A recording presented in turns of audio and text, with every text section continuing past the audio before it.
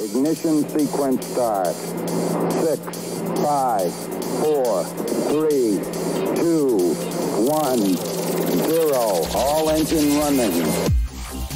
For me, I realise that there are people still coming into Flat Earth that have basically missed the debate, but for them, they still want to know all the questions. So I think really the main benefit for Nathan's show is like these new people that are coming into it have somewhere to ask questions. You can just join the show and start chatting with us. So that's how it initially started, and at the beginning of the debates it seemed like the Globers felt that they had the upper hand and they piled in numbers. It was often me against 9 other Globe heads.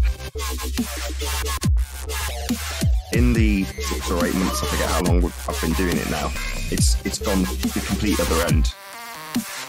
And everything that we've done along that journey has been put up for debate. So we're not too concerned about being right or wrong, just finding the truth at the end. There's a whole number of people that have all been looking at this exact subject, and it's the how of the globe lie. And according to their mathematics, you haven't taken a picture of flat Earth. You've actually confirmed that it's spherical. And you're like, what the hell's going on? I've seen this boat miles and miles and miles away, or this piece of land miles and miles away, and yet these arseholes, this is not beat around the bush, come along and say that it proves it's curved. How the hell does this work? Well, we can tell you exactly how it works. What they have done in this calculation is excluded perspective. So to put this in a very succinct way, as you look at anything or take a picture of anything or video record anything, perspective rules. Things that are inherently large can look incredibly small if they're a very far distance away. And what their calculations do is only account for things in absolute sizes. So rather than calculating out an angle that you would see something at, they calculate it out based on its wiki size, its dictionary size, its Google size, which is the absolute size of whatever the target is.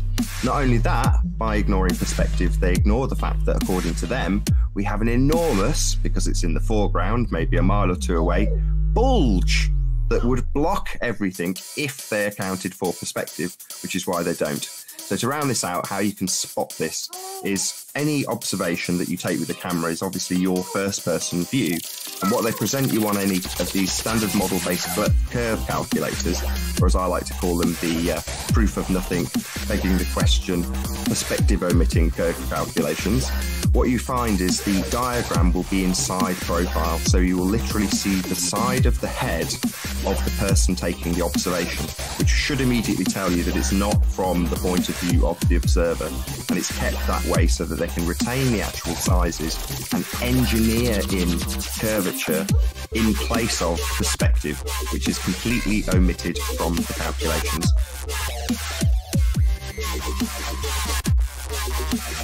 So when you see things in the distance getting smaller and seeming like they're obscured behind Earth curve, what you're actually seeing is the inverse square law in action, perspective. Objects in the distance becoming smaller or having an angular size reduction smaller to your perception. Well, this is the interesting thing. If you go to one of those curve calculators and plug in the numbers, it will tell you the Earth's a sphere. So, and the other thing that is, again, part of finding out how they've basically pulled this off is figuring out that you actually get the exact same measurement if you take the measurement and only account for perspective on a flat plane. So in other words, if you calculate in perspective, nothing else, you get the same exact effect of objects disappearing what seems like behind a curve, and that's purely the effect of perspective. So you're right, people are deceived because they go to these calculations and they put in their numbers and it says it's a sphere and they think, well, we're doing everything correctly. But they don't realise how the trick's done. And that's what we're exposing. We're exposing how they draw a single line between target and observation rather than taking an angular measurement, which would require more than one line to target, so you can get the top and bottom of it. By drawing a single line, they essentially negate perspective, and they've turned perspective into Earth curvature. And once you know how that magic trick's done, it's game over. Do you think this was all started by somebody who was simply mistaken and they had confirmation bias and thought it was a globe because of the ships and all of that? Or it's straight up liars? Straight up liars. Yeah, liars. Check this one out. Another video from Mediate. See, no, hey, no shit. I don't have it set up. Damn it. Hold on, guys. My goodness. Give me a second. Give me 1 second, please. We're going to stream text. This one right here. And this is related to the topic we're going to be discussing tonight. Check this out. And we will resume the talk shortly.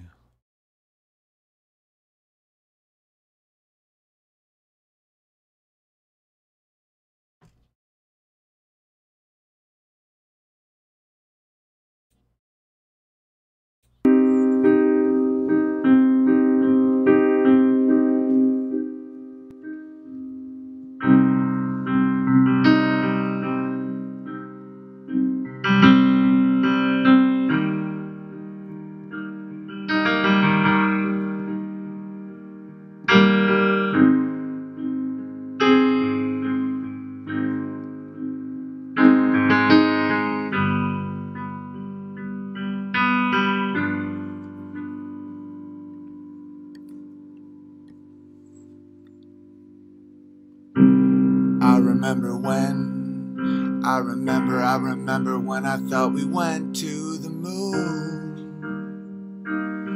and I trusted everything that NASA'd say. Maybe they misplaced the tapes, and we'd be back one day.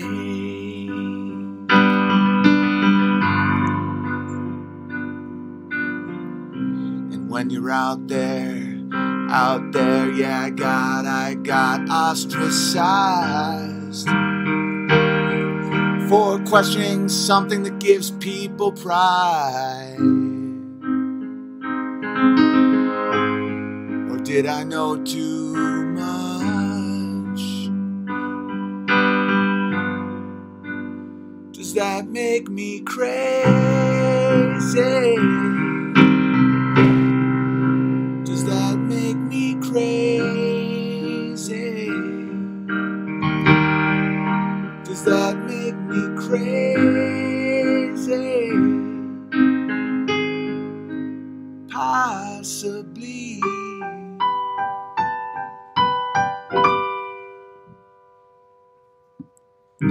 But when I'm out here telling you to prove that the earth is round, you scream so loud it don't make a sound. I'm doing a mind exercise, and it's no surprise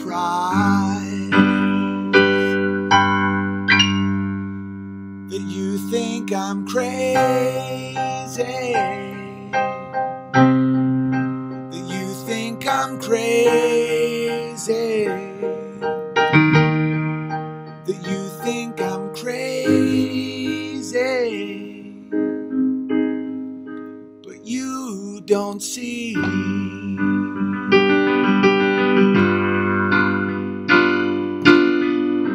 I think it's insane. I think it's insane to eat what they throw in your trough. Your soul is telling you something is off. Maybe that's the cause of your depression, to be a slave to what you've been told. Or maybe you're crazy. Or maybe you're crazy. Or maybe you're crazy to keep your blindfold on.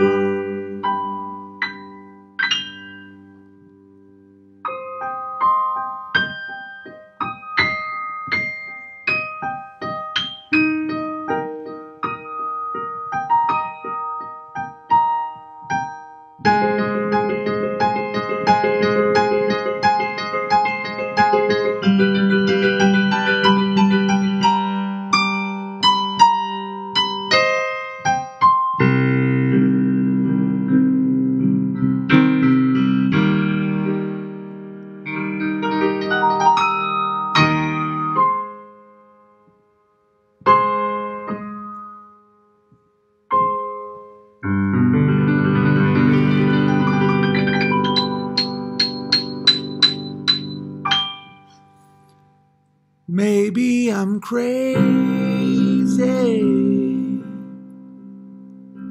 Maybe I'm crazy. Maybe I'm crazy. But probably not.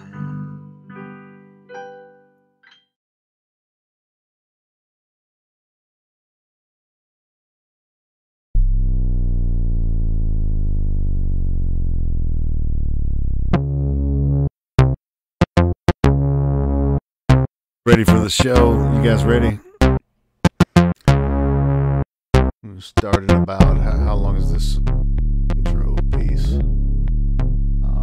We got about 2 minutes and 50 seconds left. Oh, listen to that. It's gonna be good stuff. Stick around, share, and like and subscribe.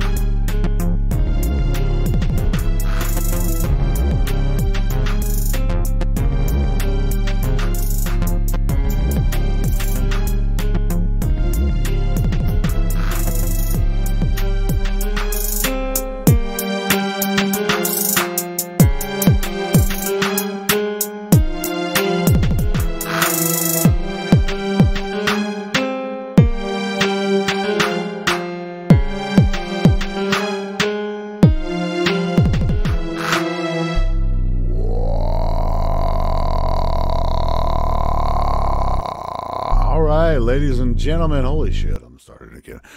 Hey, welcome to Believe Your Own Eyes. You know what's funny? Right before I started the show, I went and checked out how many subscribers I had. Guess how many? It's right on the screen. 666 subscribers. Thank you so much. And it's changed now. I apparently gained a couple more, but that was just funny. So I took a screenshot of that. That's funny. But welcome to Believe Your Own Eyes. Ron and I have some things to say about what's going on with Owen Benjamin, and we have some other guests on the panel that have something to say about it. But I'm going to go ahead and wait, before I open the mic, are they talking over there? Yeah, they're in there talking. I have it muted so you can't hear what they're saying. We've got Indio and Ron, and I think the Horse Sheet Show's in there. Everybody's talking. But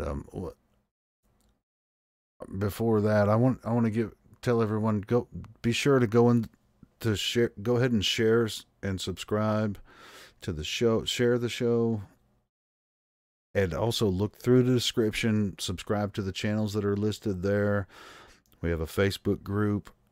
for 24/7 Flat Earth Discord. If you're not a part of the 24/7 Flat Earth Discord, go ahead and click the links there. Join there. Sometimes I'll do live streams from there on my other channel. Sometimes I'll do them from here. It depends on what kind of mood I'm in. But anyway, I guess I'm gonna unmute. Sometimes when I unmute, they're still talking and shit. And they're already doing it. They're not we're live. emotional. What's up, guys? Hey. Man, now I'm back. I introduced the show. Welcome to the Believe Your Own Eyes show. I don't know if you guys were watching the live stream or whatever. That was some really good stuff. Ron is my wingman here. He's Ron had. I wasn't necessarily planning on doing a show tonight, but I'll carry it. I'll carry it. Yeah, let's talk about Owen Benjamin. What's been going on? It's like we were wondering whether or not he was going to talk about flat Earth again, and he did the other night. He fucking came full force. Oh, big time. Oh, yeah? When you get momentum, like when you roll the snowball down the hill and it gets bigger and bigger. I think we're at the point where the snowball is taking out like small villages. I mean, it's getting so big. There's not enough. You can't stop the momentum. And right now, like Owen Benjamin is like the biggest live stream on YouTube. He's drawn. I mean, if you look at his super chat, it's like it looks like a jackpot in a casino. It's all lit up with super chat. He had a 200. He's also doing he's like hosting InfoWars sometimes. Really? Yeah, he does. He guest hosts on InfoWars sometimes. He's going to bridge that gap between the controlled opposition into reality, because like Eddie Bravo, he was that guy, and now Owen Benjamin.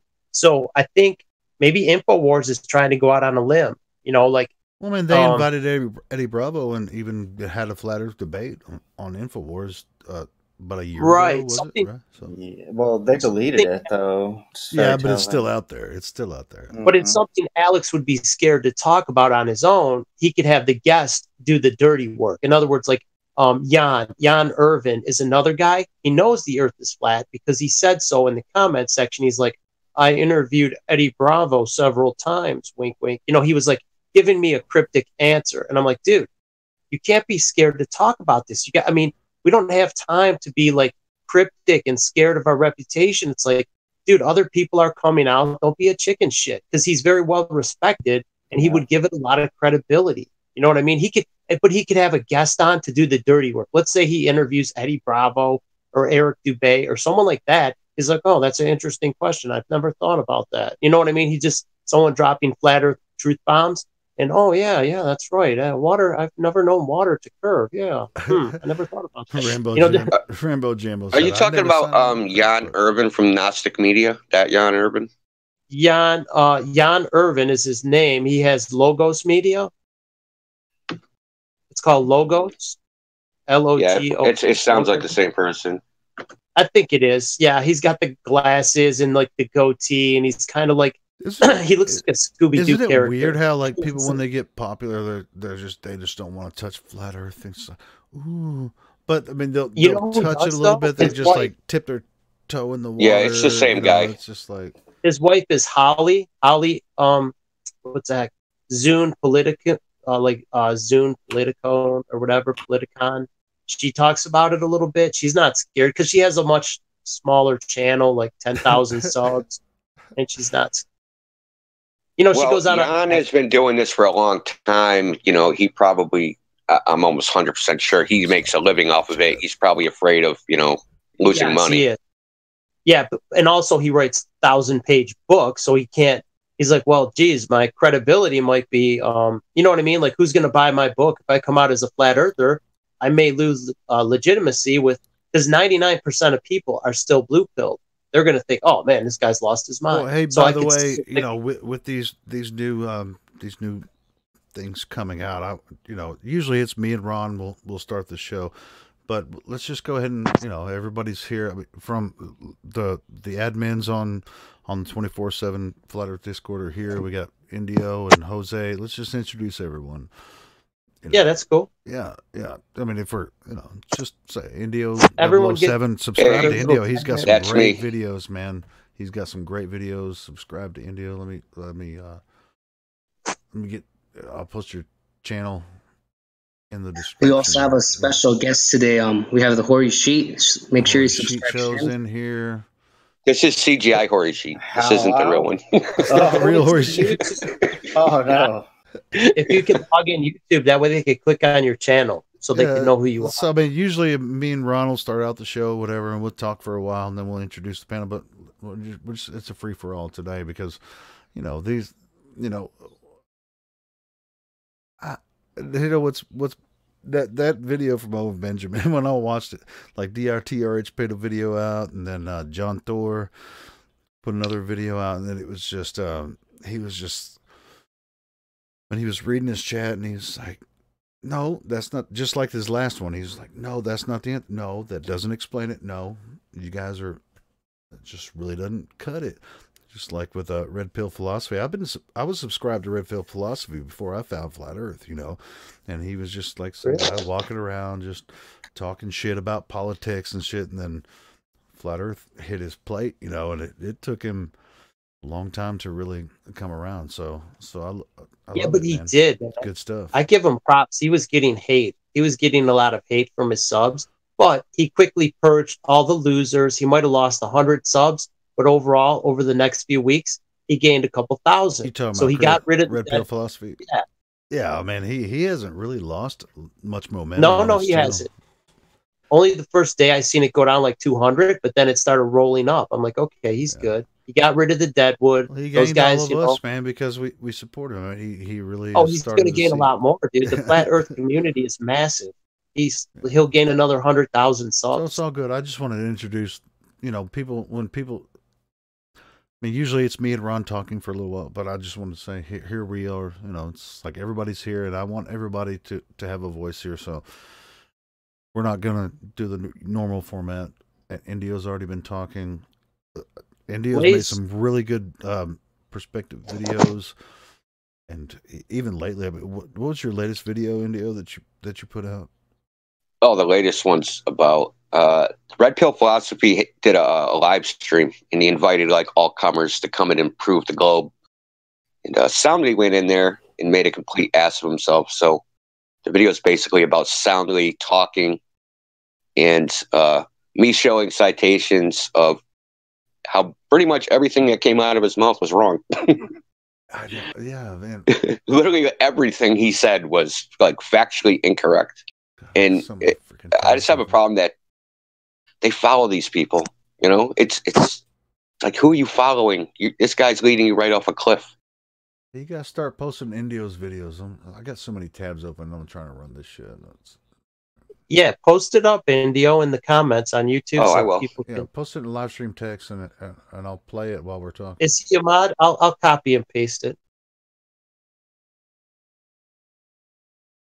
Well, yeah, we have Indio 007. Definitely subscribe to his channel. We're gonna post the video soon, and then we'll put his channel in the live stream text. Indio is like the professor. He's like really into the technical stuff. Professor of the 24/7 Discord. Yeah, he'll like analyze the angle of the camera lens and like mathematically compute shit. It's like, he'll spend hours doing math equations and to prove it. Aha, see the angle of this camera lens.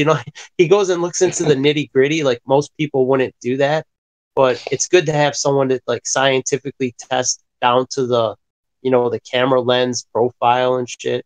Like, hey, yeah, that's mommy always told me the devil is in the details. Yeah, he gets into the fine print. Jose, do you want to jump in for a minute? Oh, here we go.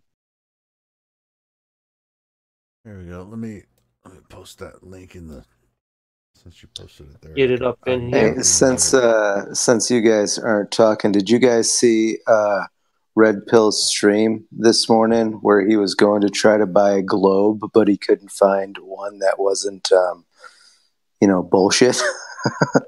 Yeah, he wanted to buy the big one, but it was $50. He's like, oh man, $50. It's like, why would you spend any money on a globe? Everybody text in one and then I'll go to Office Depot to see if they have a globe there. It was hilarious. Yeah, I think Carrie B said, "Go to Hobby Lobby." That's where they have. She did. Yeah, he's like, shout out to Karen B. Dude, she shoots hers with a shotgun with what's that stuff? That stuff that blows up. I have a globe here that I'm gonna blow up, man. One day I'm gonna freaking. It's hollow. It's got a light in it, like you can plug it in. I got that one too. The lamp. I'm gonna fucking. I got the lamp. Gas line and blow that motherfucker up. Man. Yeah, because it's electric. Maybe I should do something with the light bulb. I'll put it on with like a power switch and have some gunpowder in the light bulb. And I'll blow that thing up. I have a serious question for you guys, though. Like, because he seemed to be in a quandary. He didn't want to buy one of those little toy globes that says it's not for use for educational purposes. Where would you go? All of them? Like, where would you go to find a globe that doesn't say that? No. I think they peel it. That's the They have to put a disclaimer because they're going to get sued. They already know it's bullshit. So they're like literally, even the ones that they have, the big ones that are supposedly accurate in schools, they would say that too. I've never checked, but I've seen the guy. More than likely, I mean, it's a representation of what they claim, Earth is.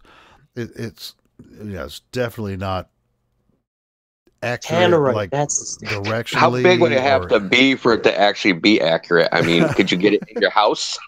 I mean, I don't think size has anything to do with it, but like, I mean, my mom had a globe that had like just so much shit on it, and it didn't say any disclaimer like that. Of course, it was like 20, 30 years ago.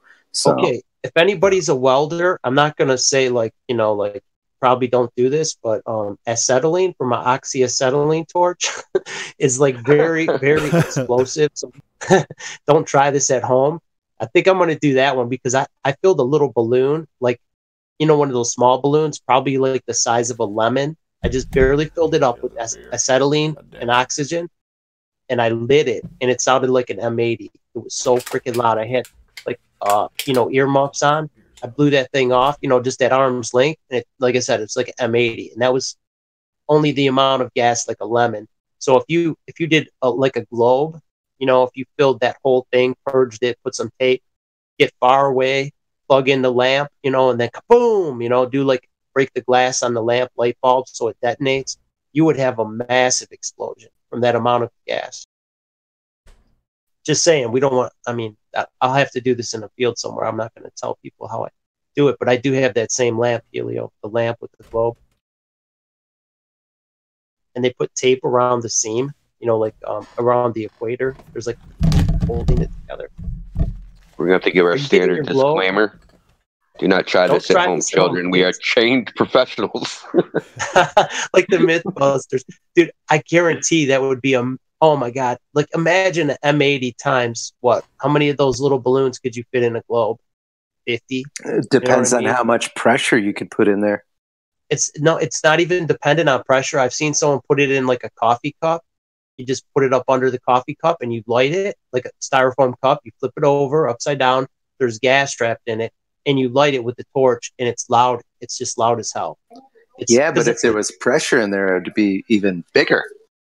No, not necessarily. It detonates. It's like high velocity. It's like high explosive. The gas, it has to be the right fuel air mixture. It doesn't need to be compressed. And there's really no way to compress it, you know what I mean, in a globe thing like that. But trust me, it would be loud as fuck. Yeah, because there are as many holes in an actual globe as there are in globe theory. Oh, yeah. Well, it would disintegrate, dude. You don't want to be within 100 feet. It's going to throw shrapnel because that plastic globe's going to be everywhere. Honestly, like a globe, like what practical utility does it have? You can't I can't drive from New York to California with a globe in my car, navigating the globe. I mean, so what is the practical utility of a globe other than to brainwash people? There's none. Why doesn't a captain use a globe to navigate in the ship? You're in a ship. Where's my globe? I need something to navigate. They don't use a globe. So it's funny about. I think it was yesterday. Check the globe. I think it was yesterday on Nathan's show. What's that douchebag that comes in there? Orthodox? No, Unorthodox. He was like, "Hey, show me the globe that they made the projection from." and he's like, well, I have my map that I made. You know, this is my thing. It's like, so you spent time making something that should have already existed. And Nathan just kept hammering on it. It was so funny, man. No, the It's funniest just like, Helio? you know, I remember when he came in one time and freaking Travis was like, every time he comes in, I hear, you know, it's like dueling banjos because he's from Tennessee or whatever. He's just like, yo, I got this proof of the globe. You know, every time, man, freaking You got a pretty mouth. You got a Yeah, one of them guys that pretty when mouth. Benjamin was on a live stream today with said, "Oh, that flat Earth shit is so stupid. I got the equipment right now. I could disprove it." And I'm like, "Okay, you're wrong. Can you disprove it right now, you son of a bitch?" Oh, you just said that you can disprove it, so everybody's just going to believe you. Okay. Yeah, nobody can, man. Nobody can prove the curve, and nobody. Well, it's easy to prove flatness. I mean, yeah, I feel confident because I know all the proofs, but Well, I mean, these why other would you fools- have to? I mean, I think that's Nathan's point a lot of times on the show. It's like, why would you have to prove flatness? I mean, we observe the world as flat, so why would you have to? I mean, it's like they're like, there's obstruction. It's a globe. It has to be. You know, so I have many ways to prove flatness. All you got to do is, I mean, just the water alone. The water is the best representative of flatness. I always We wonder wouldn't why. have- I always wonder why, Ron. They'll say like Tim came on Anthony's show today, and he's like, you know, you remember when you put the camera right next to the water and you got on your belly, you know, and this is like a big deal if you guys have been following this, and you put your camera straight across the water. When you got higher, you saw further. That means it's a globe. Are you fucking serious? You think you can't see further the higher you go on a flat plane? What the fuck is wrong with people, man? I don't. Yeah, I have a question for you Dude, guys. it's funny, yo. You have to just the laugh at it. Come on, hey, let Indio go, because man, isn't that retarded? I mean, you think you can't see further the higher you go on a flat plane? Yo, one time someone came in 24/7 and said, "I can prove it's a globe." How? Climb a tree. Like, dude, What? I climbing a tree? mean, of course the horizon moves, you know, further away from you when you go higher, even if it's flat. I mean, what the hell are you can talking see about? more. You can It see only further. happens It like has that nothing to on do a with a globe. You can see further on it would only happen on a globe. You fucking what the hell Helio are knows you about talking climbing about, trees. He I messed know up what his I leg. know about what. You know about climbing trees when you broke your leg? Yeah, looking yeah, up I the did. I swing. did fall out of a tree and I You broke the totally shit out broke of my your leg. leg, you asshole. Is it gravity or density? What was it? It was a pain in the ass. Well, I mean, if it his was leg like was I more screamed dense, like a it little wouldn't bitch when I broke. broke my leg. Yeah. I would Helio have to is say more that dense than gravity the was air. pulling his leg, huh, Helio? Gravity was pulling your leg. I'm lucky I didn't break my fucking neck, you know. So at least I can still walk. At least you're here to talk with us tonight. Yeah. How far I was do the have a drop? question It for was you about guys, 15 though. feet. I fell about 15 And I want to feet. hear your answer for it because Oh my I think God. I know what it's going to be, but I do want to pose it because, yeah, I just want to pose it. So you know how like you have, no matter where you are, you have a compass in your hand. It has to be level in order for it to work. And then if you're at sea, you have a compass that like floats in a ball. Yeah. Well, if the Earth was a globe, why wouldn't you have to have a compass in a ball at all times? You do. The one in the car dashboard is also in liquid. So if you're climbing a mountain or whatever, it's going to function. As soon as you Whoa. hold the compass like 90 degrees to the earth, to the plane of the earth, it doesn't work anymore. So if you were at the equator, let's say it was a globe, if you were at the equator, the needle would be pointing 90 degrees. It would be pointing parallel with the magnetic pole. It'd be pointing upward. You know Yeah, what I it'd be mean? It wouldn't pointing be at on the a ground, right? Well, Well, it'd be no, 90 Pretty much. degrees. If you were at the equator and we're on a ball, if you had a compass at the equator, it would probably be facing, down, right? It would be vertical. It would be like, you know how you hold your cell phone to read a text? You hold it straight up and down. That's how Yeah. it would be at 90-degree mark. Like if you went 90 degrees from the North Pole to the equator, it would be 90 degrees. Because the plane of the Earth, the bottom do side you of the think that the negative magnetism from the South Pole on a globe would counteract there is no negative the magnetism. positive? There's only one magnetism. It's the North. There is no negative South Pole. Well, no, I'm talking from the glober's point of view. And so my point is, like if you're at the equator and they say the negative magnetism from the South Pole is equalizing the positive magnetism from the North Pole, and that's why no matter where you are on the globe, you're able to hold a compass level to the ground, and it works that way. No, it must be held level. If you're at 90-degree angle to the plane of the Earth, it's not going to work. Hold the compass upright, and it's not going to turn a needle. Hold it straight up and down, it doesn't work. That's why they put it in liquid. It stays level with the plane of the Earth. Well, yeah, but that's why I say, like if you have it level with the Earth, and if you're at the equator, like on a ball, right? Yeah. If the only point of magnetism is the north, it would definitely tilt down, right? It would tilt towards anything the equator and below. It shouldn't work at all. Even when you're getting close to the equator, it shouldn't work. Can someone pose who believes that there's negative magnetism and positive magnetism? Couldn't they pose the point that those two magnetisms balance each other out? The binding rod, it would get stronger as you went south. But I mean, none of us are going to go south to the South, Antarctica, because it's too costly. None of us here, so someone could probably do that experiment with some kind of needle that's not really charged and see if it pulls, if the pull gets stronger, attraction toward the south. You know what I mean? Like, who knows? Oh, definitely I do. But that's because I believe there's only one magnetism. But my point was, could someone argue that the reason why, no matter where you are on the ball, you need it flat because there's the opposite magnetism in the opposite direction? Is that a viable argument? It has to be held level. You can't have a level ball. Well, no, that's what I was saying. Because the argument is idiotic. I mean, there's no curves on a level line. Well, listen, go look at the definition. That's not what I was saying. I wasn't talking about the negative line. I'm just talking about the magnetism. You might have a misconception about magnetism. Yeah. Like I don't. I was trying to argue from the opposite point of view as my own. Well, I'll tell you from their point of view, they usually have a misconception too. We get this idea that the globe is like a bar magnet, right? There's a North Pole and a South Pole, and your compass points towards the North Pole and away from the South Pole.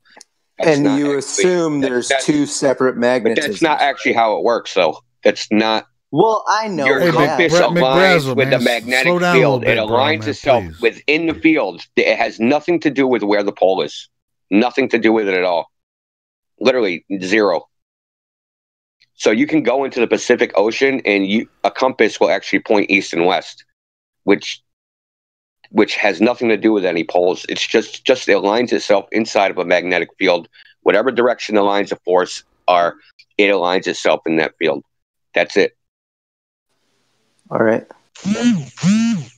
As far as nobody goes into the Pacific, into the deep Pacific anyway. I mean, nobody goes over there. There's no shipping lanes that go that way. I try to pose questions from like a certain point of view that's not my own, and I thought maybe that might be one to consider. I know you guys totally blow it off or something, but I think that might be a viable point where someone would just totally go against you with it.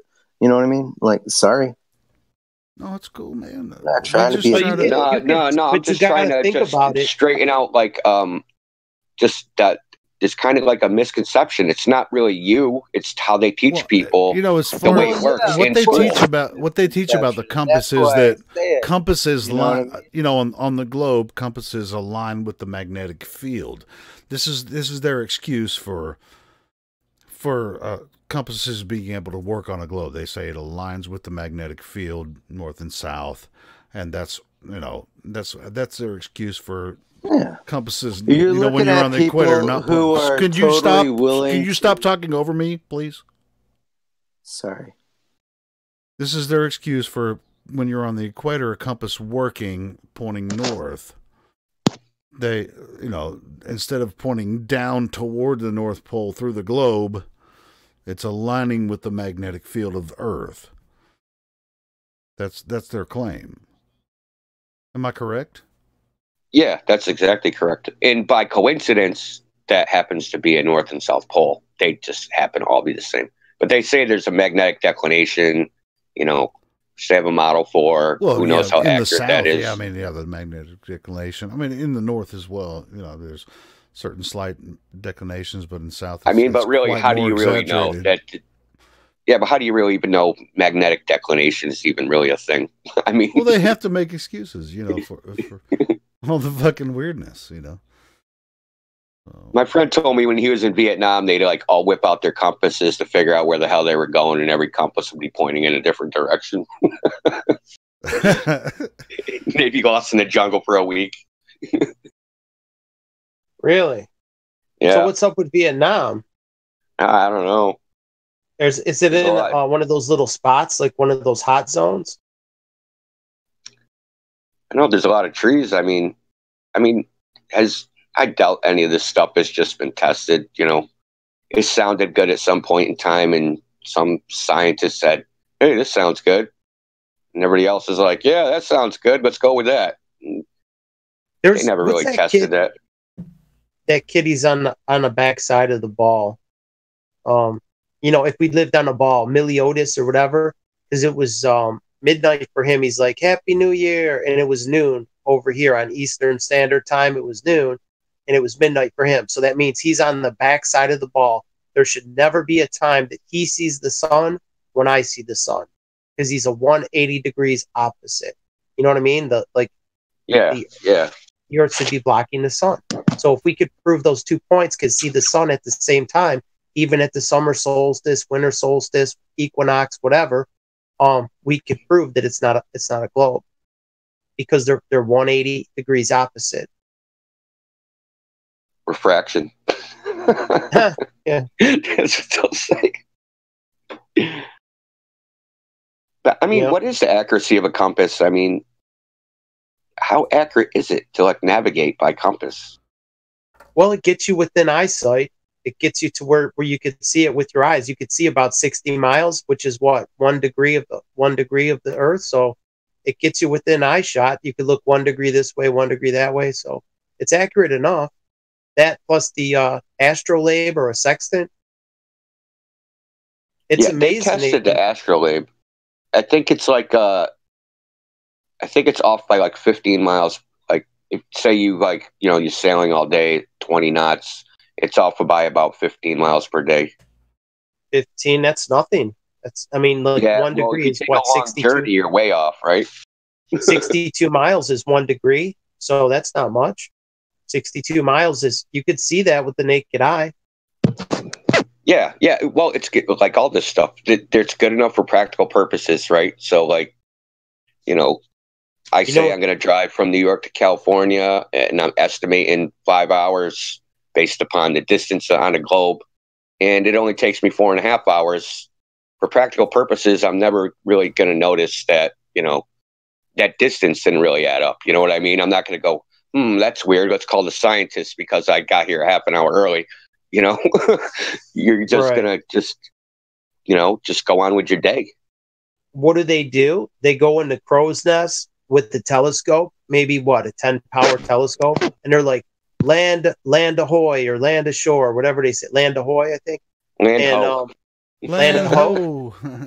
Land ho, right. So if they go up, maybe a 50 foot, like a 50-foot mast, the crow's nest, let's assume it's 50 foot, and then the boat was 20 feet off the water. So they're 70 feet in the air, and they have a telescope. They're going to be able to see over 100 miles. Yeah, exactly. From the paper I read about them testing the accuracy of astrolabe, that's basically what they did was they recreated Columbus's route, and they used an astrolabe to get to Cuba, and they got within 100 miles. and their conclusion was, this is good enough for, navigation because, you're like within 100 miles, you can see the shore, so. And it never runs out of batteries. It's good enough. Yeah. Never runs out of batteries. It's like, it's just insane with the compass. If you have your map, and you know how to read the map, you have a compass and an astrolabe and a telescope with a crow's nest. Yeah, you could sail anywhere. And they pretty much did. And that astrolabe, they used it to triangulate their position. Those stars were a known distance, right? Those stars were a known distance from known locations, and they used that to make maps. They said, well, if I'm here and that star is there and I triangulate it with this tool, that means, I must be here. And they would use that as their GPS to make maps. You know what I mean? They would plot it out on the map. Okay, this city is here according to the astrolabe. It's right here. So they would get it a good approximation. If you're like, okay, New York City is here and then Detroit is here, you could find it with the astrolabe. So they said, if my start point London is here and the North Star triangulates with this, and, therefore, if I'm over here, that means that, I'm at this location on a circular disc, on a circular map. Because all the stars, they travel in a perfect circuit, in a circle, so they can assume the Earth is a circle because they're circling us in a perfect circle. That's the most, the most obvious proof of a circular shape, like not a globe. They're just mapping the sky to the ground. That's really all they're doing. If you think, okay, latitude and longitude, not on the surface of the Earth, but it's actually in the sky, right? So forget about the Earth. Forget about the surface of the Earth. You look in the sky, you see Polaris at 10 degrees above the horizon. You basically say, okay, if Polaris is 10 degrees above the horizon, I must be at this location. If it's 20 degrees above the horizon, I'm at this location. You are not basing where you are on the ground based upon judgments of the ground. You're basing it upon judgments of the position of objects in the sky on its own celestial sphere, its own latitude and longitude. You're not using the latitude and longitude of the Earth. You're using it of the sky. It's like the sky is locked in, proportionate with the plane of the Earth. It's locked in. Polaris is locked in with the North Pole. So you have a compass, and they both of them, they correlate. The compass points north, the North Star. Look, it's like this. Like, say you have like this crazy pattern on your ceiling, right? And I decide, well, I'm gonna map positions on the ground. Like, if I see, this light is, 2 degrees to my left, I'm gonna say I'm here. And if the light looks like it's 2 degrees to the right, I'm gonna say I'm here. You're not actually measuring the ground, dude. You're just measuring the visuals that you see and saying, if I see this visual pattern, this is where I'm going to say I am. It has absolutely nothing to do with the ground. Like, literally nothing. Oh, I get it. There's only one star. It could be any shape. You literally could be any shape. You could have a floor that's shaped like a wave and do the same thing. You know what I mean? It doesn't, you know what I mean? It doesn't matter what the shape of the floor is. Because you're not using the floor itself as the reference. You're using the sky as the reference. Yeah, the sky is just a way you could see the North Star. It's a way to triangulate points because it basically is it's an overhead view of the North Pole. It's like, where's the North Pole? Let me line up with Polaris to find out where the North Pole is relative to the horizon, and we'll use a compass and we'll verify the two. You know what I mean? So that's all they're doing. And then when they're on a map, they could crisscross those points and verify that they're on course. Because everything's locked in. We're locked in this. They say, okay, symmetry. There's Polaris. I'm here. Okay, let's take those coordinates and I'll stick them on a flat map and see where I am. It only works on a flat map. Yeah, it doesn't work on a globe. That's where we started. Nobody's got a globe in the cockpit, man. Right. That the captain would have a globe. Where's my trusty globe and compass? Or his dividers. Where's my dividers and my globe? Blow up the globe. We're lost. Give me a magic marker and my dividers. Let me find out where I'm at. I just left London 3 days ago. Yeah. Yeah, I always That's not wondered a great circle. How are we going to get there? You can't even draw a great circle. I did wonder that too. You know, like I'm like, why doesn't the captain? Why doesn't he have a globe? You know, in the ship, like the aircraft carrier, he pulled out charts, like maps and charts, and he had a sextant on the boat. I'm like, why does this guy have? He's still using that fucking thing. He pulled out a sextant. He's like, yeah, we still use this to navigate. You know what I mean? They have their GPS, but they use this to verify it, just to make sure they're using a sextant. Like, that seems antiquated, but it still works. Yeah, it'll work forever. I know. Yep. And then their compass. They have a compass and a sextant. They have accurate maps. They also have GPS, but they just, they double check. Double redundancy is always good. Especially when you're on a mission. It's like you got no room for error. It's like, okay, guys, we got to be there. And that's what I was watching a video, and one of the guys said, we got to Iraq like several days too soon. He's like, he knows how many knots the ship can travel, how fast. And he's like, we got there too quickly. He's like, well, what do you mean? Because like several days too quick. Like let's say it was 10 days to get to Iraq and they got there in 7 days, or to Turkey, to the port in Turkey. It should take them 10 days if we lived on a globe, if the distance was what it was, but it's a much shorter distance on a flat earth map. And that's how they got there. What they would normally do is drive in a circle on the boat. It's called boxing. They drive in like a box pattern and they add mileage. They add extra days. So they're going around and they're like, oh, we do this to avoid submarines like following us or whatever, but they're really just adding distance. You know what I mean? So the crew doesn't know where the hell they're going. They're like, yeah, it took me 10 days to get there. The ship travels 30 knots or whatever. You know what I mean? And that's what they did.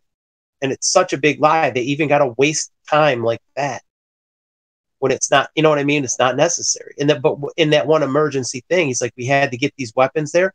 He goes, we got them there early. It's like, the ship can't travel that fast. You know what I mean? Like it would be like a hydroplane boat. It's like, this is a Navy ship. It doesn't go that fast.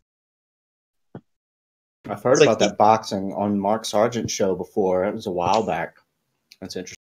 Yeah, one of the sailors said it. So it's like, okay, either this ship goes like 70 miles per hour or 70 knots, whatever, or it's a much closer distance. You don't get there days ahead of time. It just, doesn't happen. It's like, wait a minute, how are we already here? So they kind of blew their wad. In certain instances, like, dude, we need these here. We can't fuck around. Don't be, I can see, okay, guys, we got to keep to the plan, keep fucking around, drive in a circle for 4 days.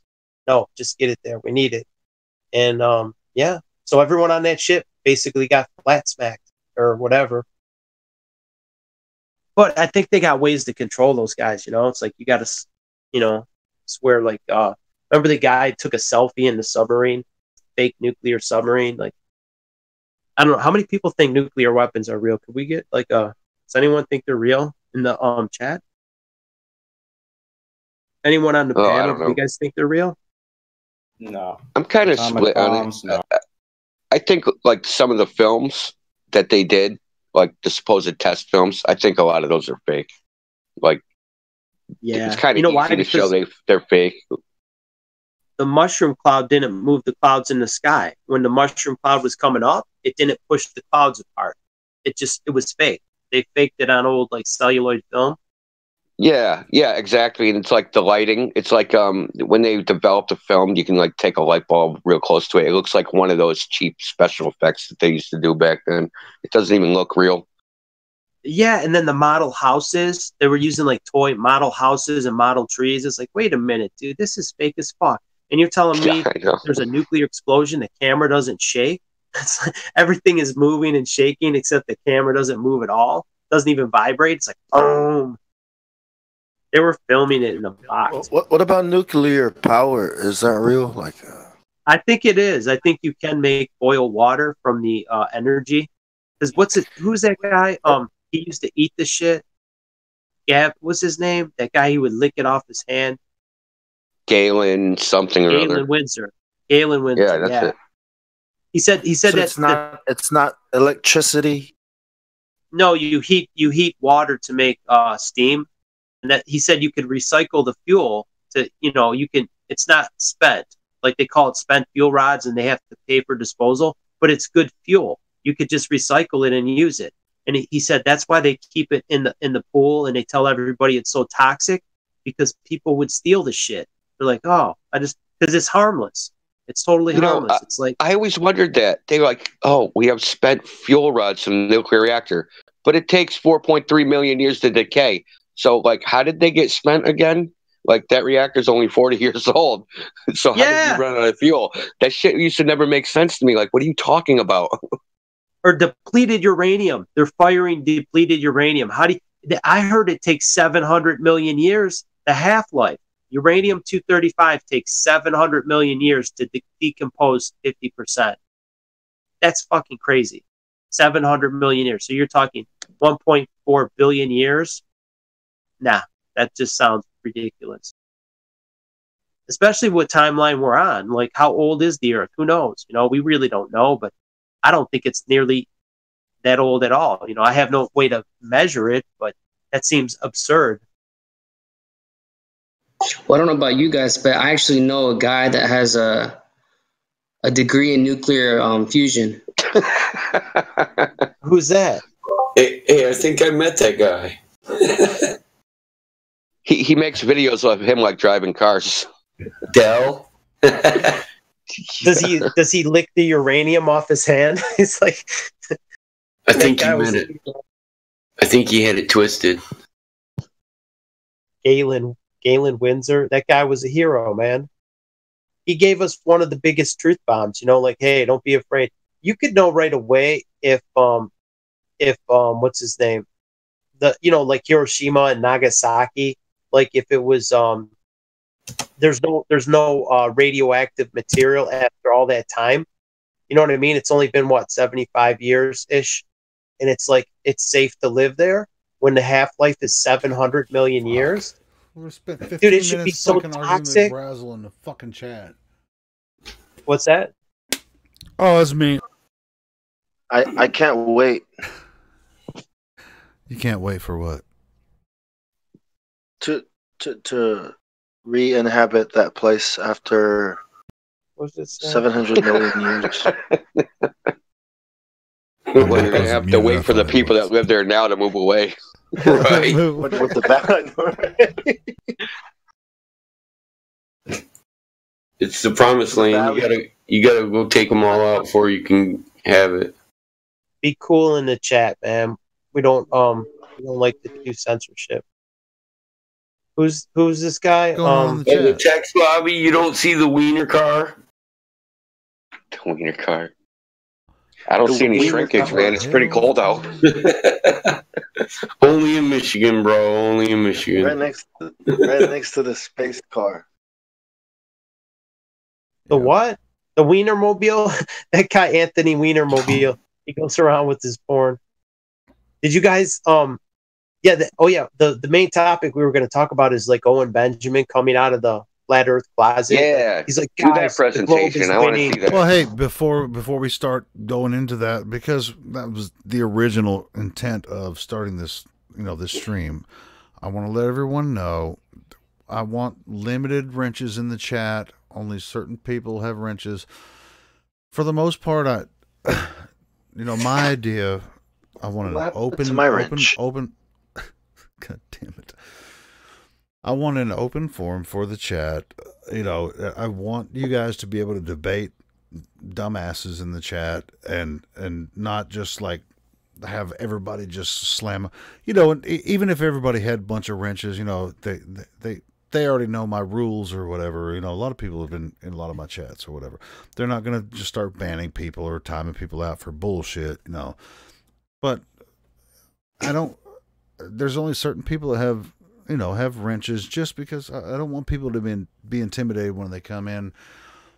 And I encourage debate in the chat, and I also, the only reason anybody's going to get timed out is for spamming. And if I see it happening, anything other than that, then it's just, then I address them. I'll private message my moderators and say, hey, don't do that. Yeah, it's just for. Yeah, we don't. I mean, when it says slow mode is on, that's only 5 seconds. It takes you longer than 5 seconds to type your next message than you're, He took away all the wrenches. Don't take it personal. It's not like he doesn't like you or anything. Like, he respects everyone. He still likes you. If you want to post a link, let us know. Let us know. Yeah. Message someone. We'll get the link out there. But yeah, I don't want anybody to be intimidated coming in the chat. So like, Ace was mad. Ace was mad he didn't have a wrench. He came here and he's like, "Oh, I'm leaving." It's like, dude, he unwrenched all of them tonight. Yeah, dude. Yeah. He left. Fuck you, Ace. I like that. Look, Battle Mod got a wrench, and I ain't banned nobody yet. Well, I mean, but I took everybody's wrench away, and I gave one to Ron, and I gave one to Mitty, and then I started, I gave one to Jose, and I gave one to you. But it's just like, it's just. I don't want to ban anybody anyway. Yeah, nobody ban anybody. It's just not about that. It's just like, it's for sharing links. If you want, it's only for sharing links. This is an open. Helio likes debating with. He likes debating with hardheads. Here you got to have a better argument than, oh, they just banned me. Yeah, I mean, but the thing, back to Owen Benjamin. This is big because he's got the biggest live stream right now. He's getting 5,000 people, and he's like the talk of the water. People around the water cooler. That's what everyone's talking about. They're not talking about what's his name, Toe Rogan. They're not talking about him anymore. It's like Owen Benjamin he's dropping such truth bombs. He's talking about like the people we cannot name, and he talks about them. He's like, yeah, Israel's getting 5.4 billion, but we can't have that money. Not to be named. The what? Yeah, the people we cannot not be named. The ones that shall not be named rubs hands. We'll talk in code. I'm surprised. Well, wait, why is his channel not getting strikes? Because like nobody else can criticize them, and he has like 5,000 and 6,000 people. But when he came out, he said, "Guys, the Globe is winning." Hello, like how do his viewers hate on him? Because now they're the guys throwing super chat money at him left and right. It's like, are they going to start hating him because he's like coming out as a truther? He's like, look, I don't want to be this, but the people at this point just have really bad cognitive dissonance, or what did he call it? Like right at the end of his video, he drops all the juice. Did you play that part, Helio? That video, like right at the end?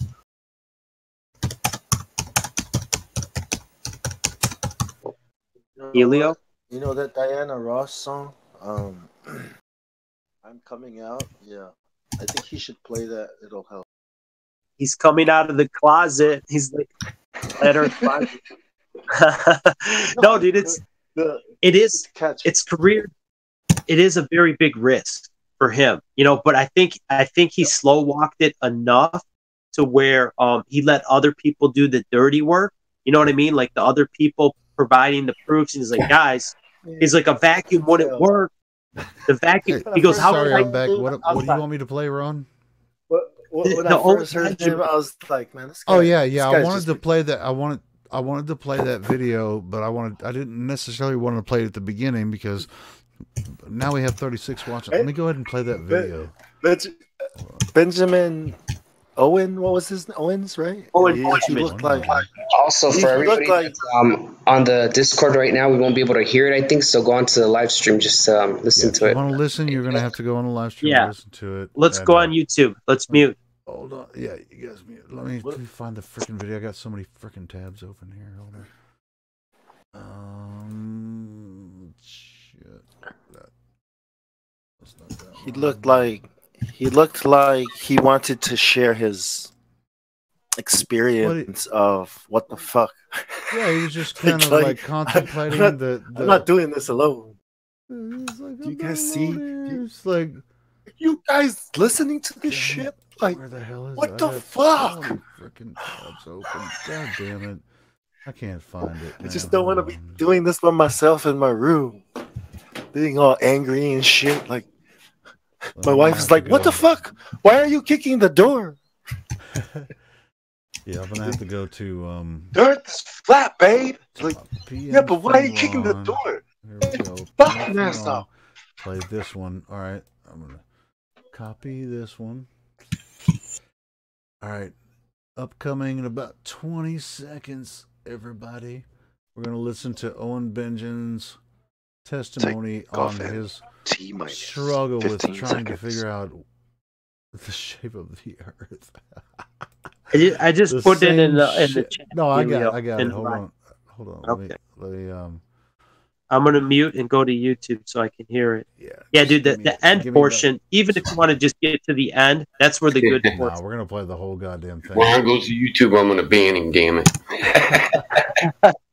I'm already there, Mike. I'm just making it. Find the right windows. Here we go. Making a joke is a ban thing, bro.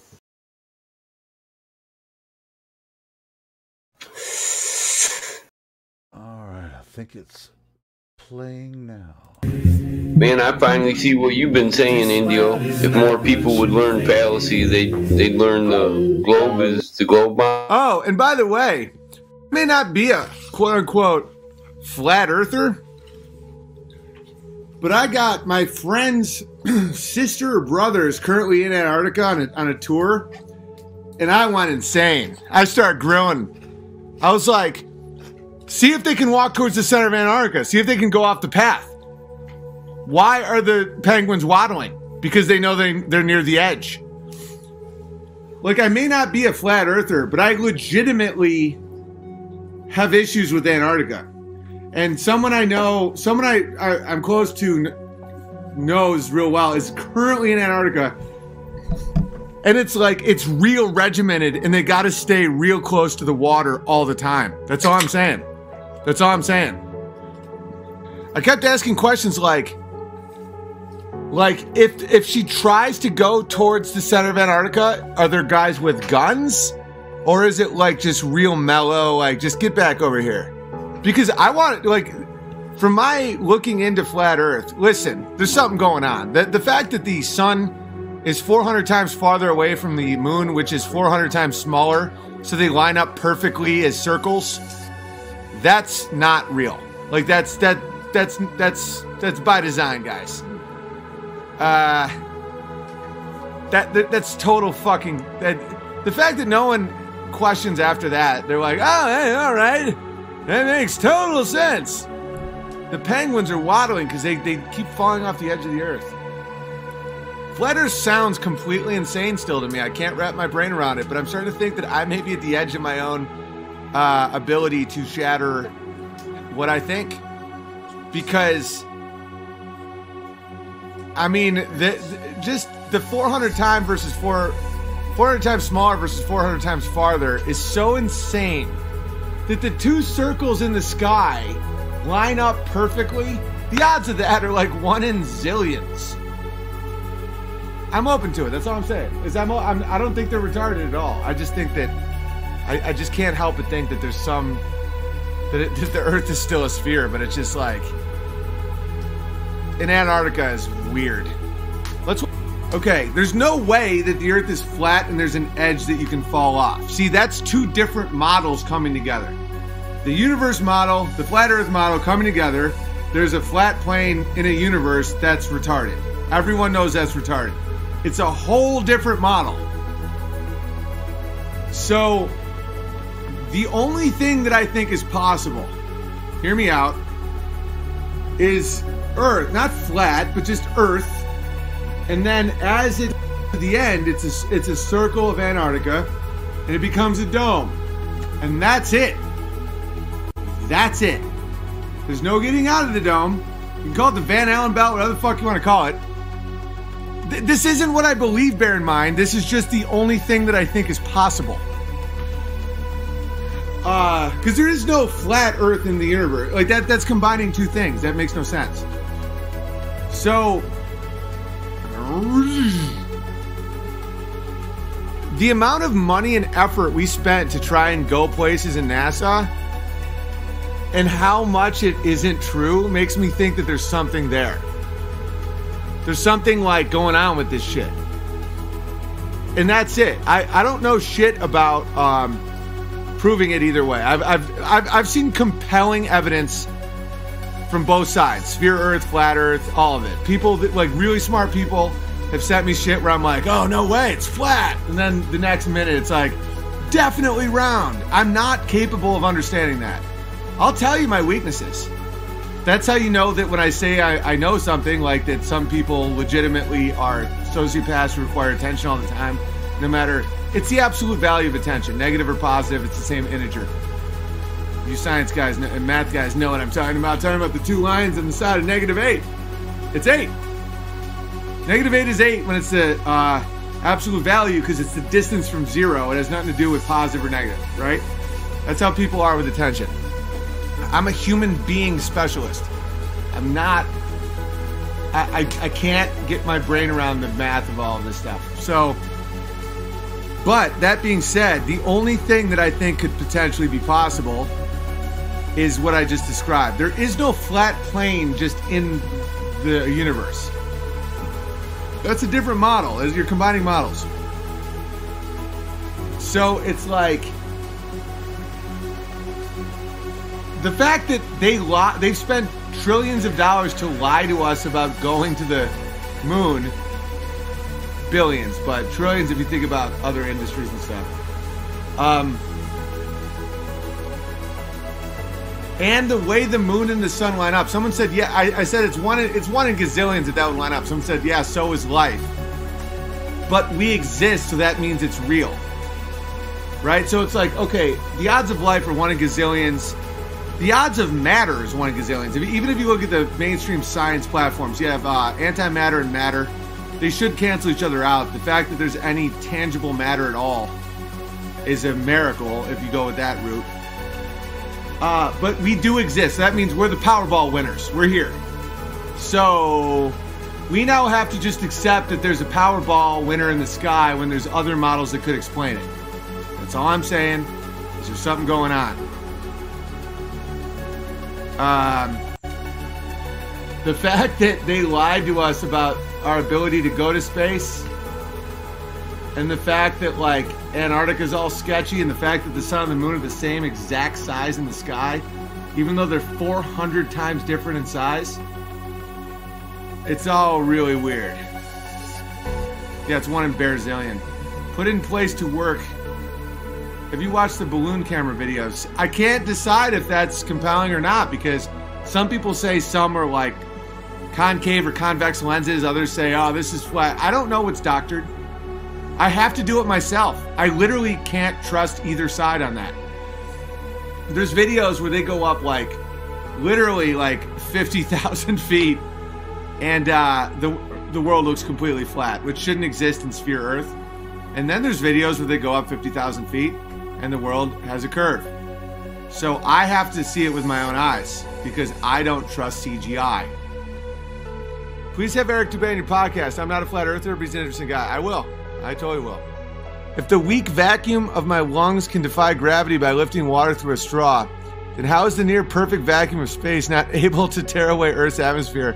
A pressurized system cannot exist next to a vacuum. Dude, I get it. I'm having a hard time with all of it. Like, that's such a good argument. That's such a good argument. Isn't that like an unbelievable argument, Bears? It's like the weak... Hang on, how do I get to my fucking thing here? The live stream. You can create a vacuum with your lungs and suck water through a straw, but the vacuum of space can't. It's like, dude, the Earth is flat. It's like, dude, it's... So the vacuum of space is around it all the time, just like... And nothing happens? I just can't, I can't do it right now. There's so much going on. But it's like... it's not even that I can't face it. It's like... I just don't want to hear the constant like, well, you idiot, you can't even think of like, I mean, the Earth is spinning. It's not even that it's like people being angry. It's people desperately hanging on to a lie. It's so sad. It's like, there's a vacuum gradient. Exactly. I don't want to hear shit like that. It's so dumb. A vacuum gradient would break down immediately. one vacuum gradient would then get the next one, the next one. That doesn't make any sense. You could make a vacuum with your mouth and suck water through a straw, but yet the infinite vacuum of space doesn't suck out the gentle atoms of the atmosphere or water. No one can explain that.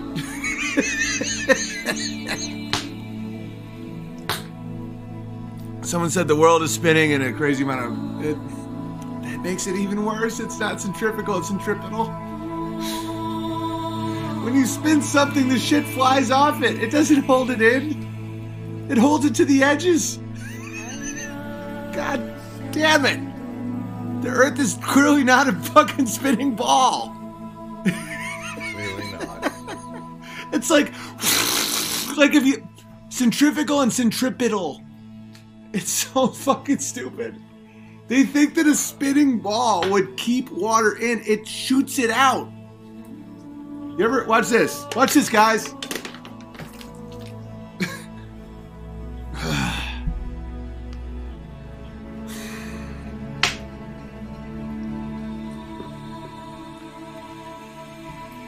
I just don't want to deal with this, all this shit. I really don't want to deal with all of it. Would you like to see it again? Watch what happens when you spin water.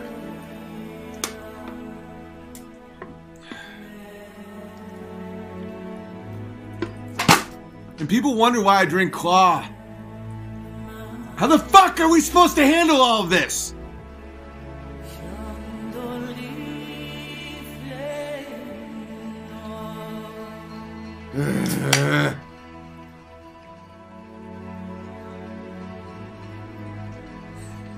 People get it. I get your argument. Yeah, there's no rebuttal, guys. There's no rebuttal. There's no fucking rebuttal to the argument. You can create a vacuum with your weak lungs, but the infinite vacuum of space does not bring water off the oceans. Water is never flat. Or water's always flat. It always flattens out. It's like a spinning ball would shoot everything off. People are like, but gravity. God. Ah!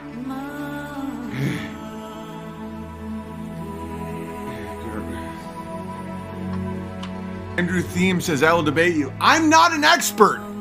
I'm a guy that's smart enough to understand experts' points. And Flat Earth is winning. And it's horrifying. It's like water doesn't bend around objects. Exactly. It just doesn't. It's all so stupid. West is falling, Flat Earth. There's too much to even take. It's not that it's too much to even take. It's that my brain has been designed to constantly see spheres. It hurts.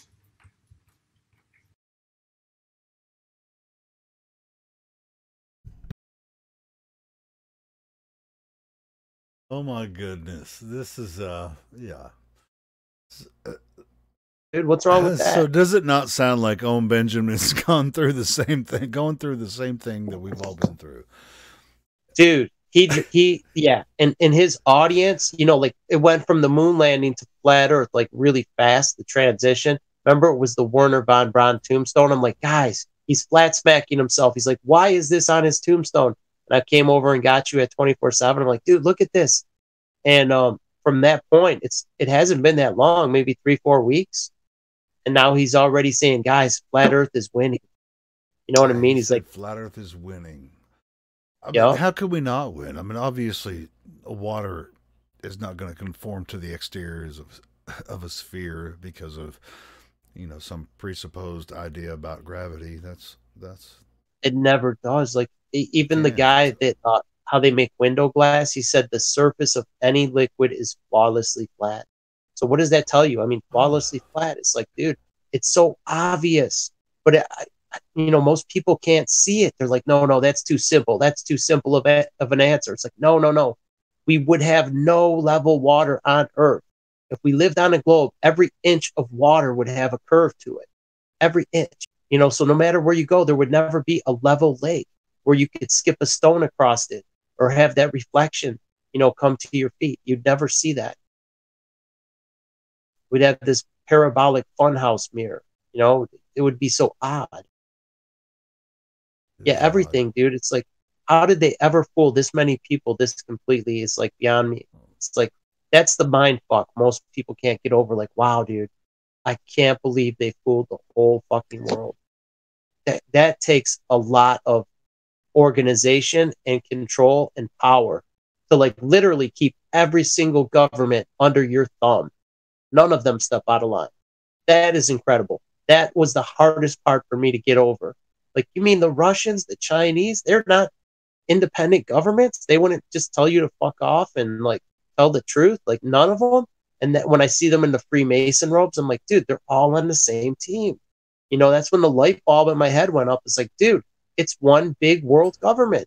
In the Antarctica Treaty, we're supposed to be at war with Russia, but yet we sign a treaty and we honor this treaty. There's nothing fair in war. We'd like, fuck you, dude. We're still at war, bitch. You know what I mean? You sign an Antarctica treaty. It's like, dude, let's blow up their bases in Antarctica. Fuck them. You know what I mean? It's fucking war, dude. If there was an honest war, you know, winning, I think, is easy for our side. I mean, look, they've convinced everybody, like, all this stuff, you know, everything you experience, everything your senses tell you, everything you do in life, that's all not real, right? Look at this chalkboard full of equations. That's what's real. Your experiences aren't real. And it's easy to win because all you have to do is go, just give people information. We don't have to convince anybody of anything because they've already experienced what we're trying to tell them. They experience it every day. It isn't a hard sell. Yeah, but it is a hard sell for, I don't know. I mean, once you realize some of these things, you have to go backwards to, you know, when you take the red pill. I mean, I guess, you know, and if you want to use the analogy of the red pill, you know, to the Matrix or whatever, you're going to have to go backwards and say, all right, well, how do I understand what is real about what they told me in school about the wars? And, you know, for the most part, most children don't watch the news when they're growing up, but they watch cartoons. But even in cartoons, the same lie they told the parents. I mean, see, they use propaganda in the news for the parents, and the same type of propaganda is promulgated through cartoons for the children. You know, it's really weird looking back now. When we were watching Bugs Bunny and shit like that back, you know, I think Indio, you and I are about the same age. We were watching Bugs Bunny, and they have the freaking Hitler guy and the World War II, and it's just like all that shit's in Bugs Bunny cartoons, you know, all of that stuff. And those types of lies are promulgated through the news, and they're also put into the children. Now these parents that watch the propaganda in the news, and then they put the television in front of their children, these are these are propaganda films, you know, both sides. But then they also send their children to the schools where they reinforce that as well. So if you question it, you're kind of ostracized, you know. And I questioned it a lot when I was in high school, you know. I mean, and a lot of people did, you know, back in the 60s, you know, with the anti-war movement and all that kind of thing. So, but they didn't know necessarily what they were fighting against. Or I can't say that's almost like controlled opposition. The way, like, they protested in the 60s and 70s, but they were like doing like what you would call a proper protest. They're protesting the government for bad practices. Well, but did it work? They're not looking beneath the veil, like, you know, is it flat or is it a globe? They only looked so deep. They didn't look as deep as they needed to look.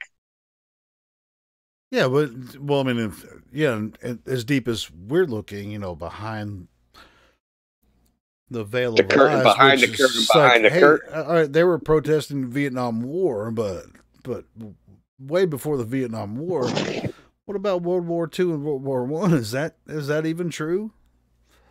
No, it's not. What they told us about it is a complete farce. It's all about world domination. And even, what world is just a part of this world. That's the crazy part, dude, to think that anybody, any hidden government could have this kind of grip on power, like between all these nations, between kings and queens and all these different countries. Somebody could be controlling them secretly behind the scene. That's the part that's like a lot of people are going to have a hard time coming to grips with, because they think their elections mean something, their local elected officials represent them. Maybe to some extent they do have small consequences. Like we had legalized cannabis in Michigan, so it's like, oh, see, they give us enough we have the illusion of self-governance, because occasionally they throw us a bone, like, okay, you win, we'll let you have cannabis. And people think, yay, I got out and voted and I changed stuff or whatever. Oh, but Ron, it's okay to be goy. We're good.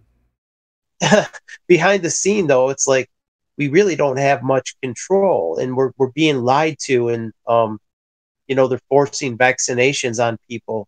They're making it forcible on the children to attend school, and they're going to do it on the adults too. They're going to make it where you can't opt out.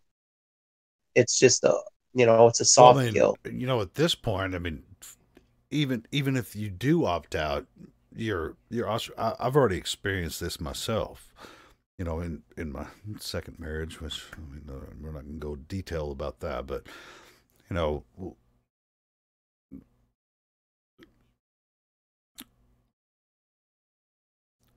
opted out of vaccinations, had problems with the freaking nurse at the school, the counselors.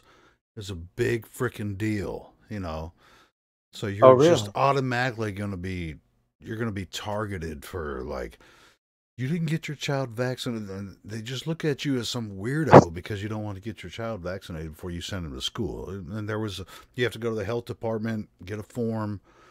So, to say that I don't want my child to be vaccinated and all that, it's a really big deal, man. Yeah, it is. I've been through it, man. It's not fun. It's not fun at all. And then you look in the eyes of these fucking demons that have How do you petty do power. that to a child? These fucking petty power demons that are principals and nurses at schools and shit. And they're just like, I don't know why you would not just vaccinate your kid, like everybody else does. What the fuck's wrong with you? What the fuck is wrong with you, How do man? you, as a doctor, like, stick that needle in a small child and the child is screaming, no, I don't want a shot. Oh, and dude, it's horrible. It's like, I hate needles. It's like, I fucking hate needles too. I mean, especially, especially if it's going to be something I don't know what it is. And the parents are just like, it's going to be okay. It's going to be okay. Let's say it's going to cause them autism or something down the road. Well, I mean, that could be or not be the case. We can't necessarily prove that, but there's evidence to lead toward a case. Anecdotal evidence from the Amish community, and they don't vaccinate, and it's you could draw a conclusion. 1 in 70 children has autism, and in the Amish community, it's like 1 in 100,000. It's like there's a huge disparity. It's like, and here in our community, it's 1 in 100, right, or less. 1 in 70. It's like 1 in 70 children. It's like bigger and bigger. I think they're raising the potency. They're like, well, nobody's stopping us. Let's keep cranking it up, and let's add more milligrams of mercury and more aluminum. Like, where's the demons? There they are. The demons are running the healthcare, dude. And you know what else? The cancer treatments. Everybody with these cancer treatments, they're using what do you call that shit? Chemotherapy. It's just a way to extract all your wealth, like all your life savings. They'll extract it out of you with this so-called cancer treatment. So you die broke. You have nothing to leave your survivors, like your wife and your children, and it kills you.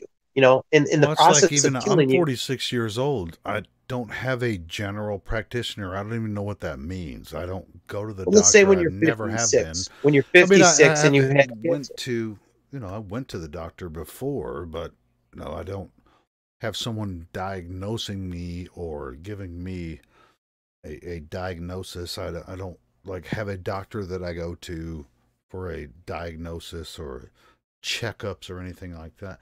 And you know what? If I end up dying in 10 years, everybody will be like, that's because he never went to the doctor. That's the thing that killed you as soon as you go there. Here, let me give you a shot. You haven't been here for a bit. Let me give you a booster shot. And then that shot is some kind of some kind of cancer agent or something. And then let's say, I don't know, 6 months, a year, maybe a year after, 2 years after you had that shot. What does the word practitioner mean? I don't know. They practice something. They're practicing medicine on you. Yeah, I have a practice, general man. practitioner. They generally practice medicine on me, and they practice just like on someone take some else. tests and it's like, "Ooh, I'll practice some medicine on you." Helio, the don't you next know practice? Candidate, I'll practice medicine on that. Practice person makes too. perfect, man. Yeah, I'm sure it does. I think we should practice on Bill Gates. Let's make him a pinata. Let's give him the Bill Gates. We'll poke some fucking needles into some. There was someone in Italy. There was a woman that worked for Merck. She's a whistleblower, and she went to Italy because Italy was reforming their government. They were gonna, make it mandatory, and the people pushed back. And she said, "I want every one of you politicians to get the 30 vaccinations that you want everyone to do." She's like, "Roll up your arm and you take these in front of us. You take 30 vaccinations. I want to." And yeah, none of them would do it. Oh, dude, no adult would ever do that. But they all parents like fucking subject their babies to that shit. It's and you know what? What are they? 30 times the body weight or 100 times the body weight? You know what I mean? God damn.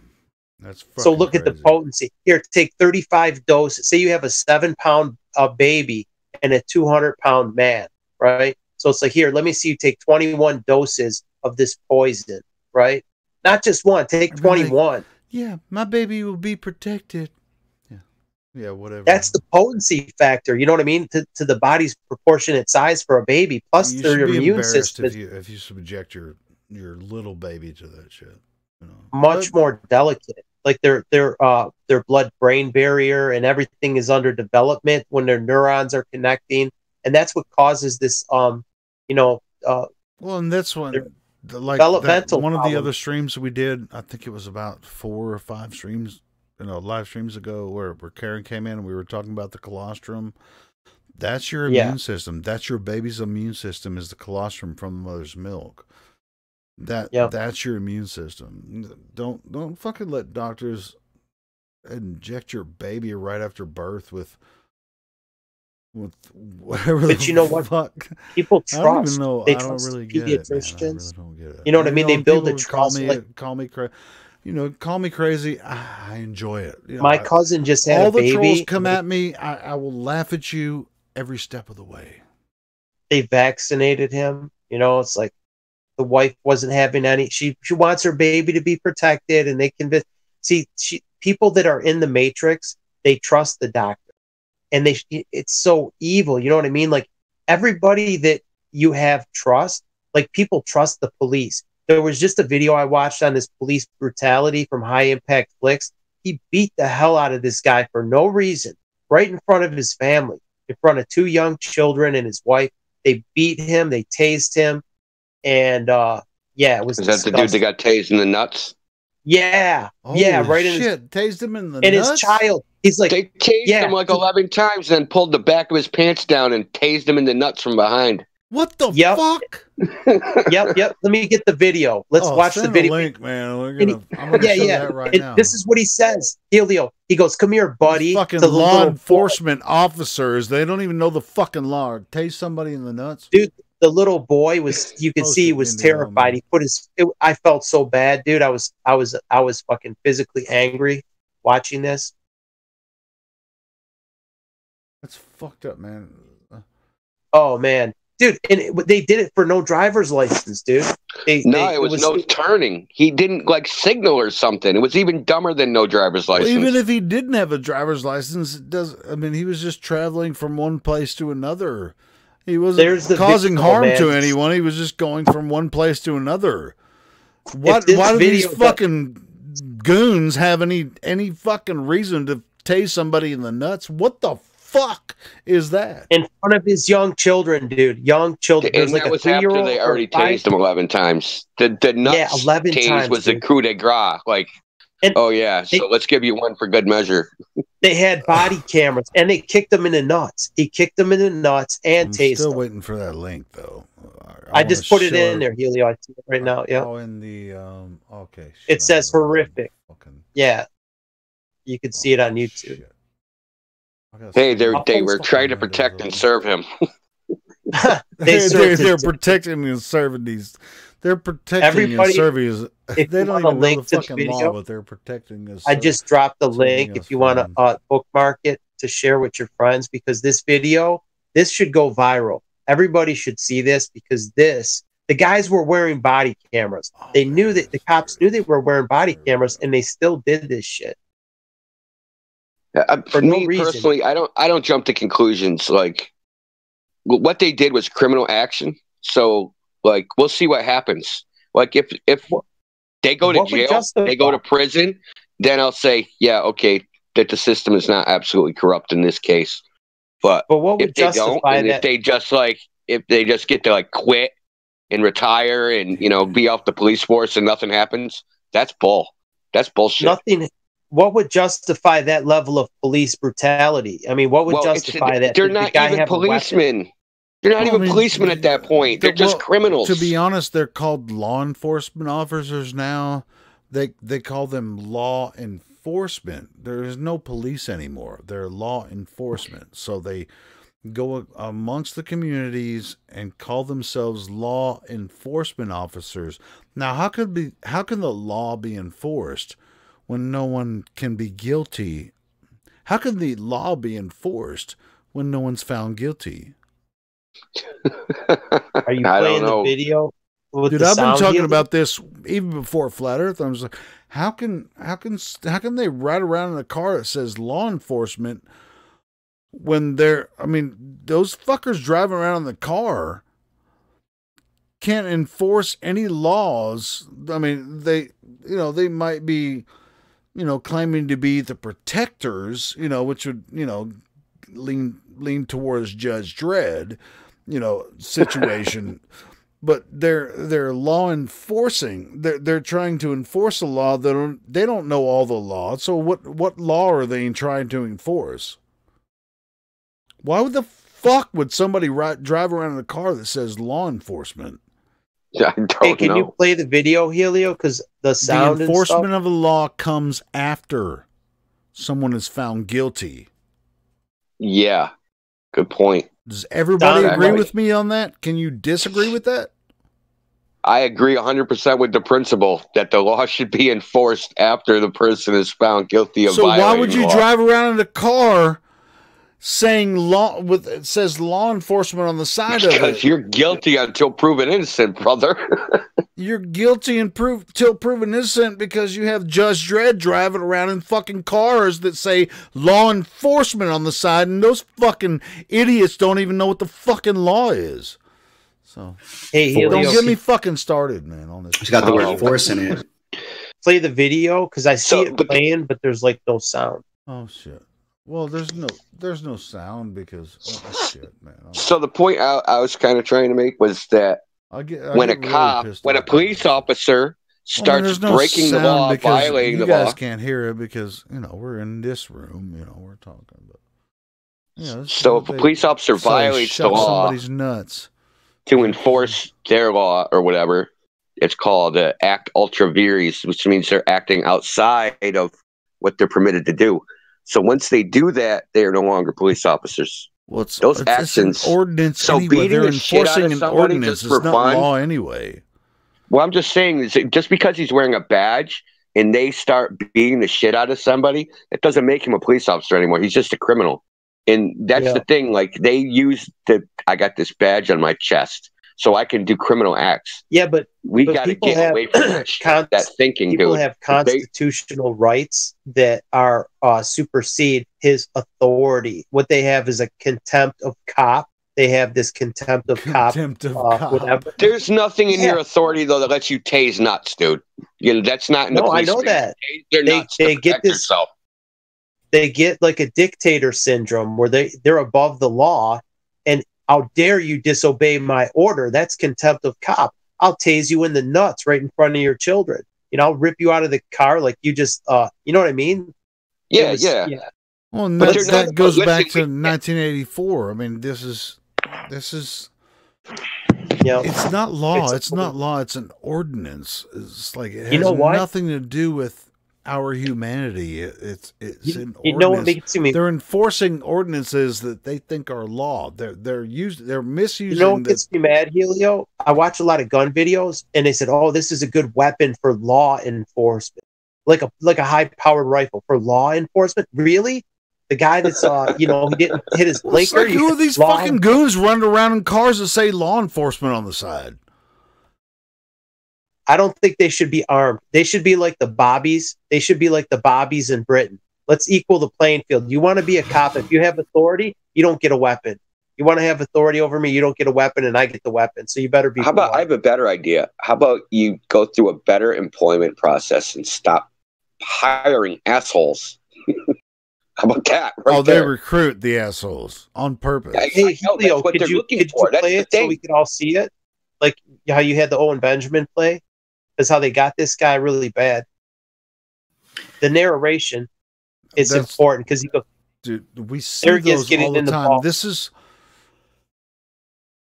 like the people in the car and the cops are just as dumb as everybody else. They really think they have authority to do that. So and then it's enforced by the quote unquote judges who are under their own civil jurisdiction, and everyone subjects themselves to it. So it's not real law. It's not there is no law enforced there. It's just a civil jurisdiction. It has nothing to do with law, the natural law whatsoever. It's all like everybody just believes it. If you believe it, just like using money. I mean, I believe I can go buy a fucking loaf of bread with my dollar and it works, but it also works against me if I travel on a road. If I'm trying to travel from one point to another and I get pulled over by one of these fucking goons, they think they're trying to make sure that I'm in accordance with what they claim is law, but it's really just an ordinance. And so it's like, something you go to an ordinance court, and as long as you agree to their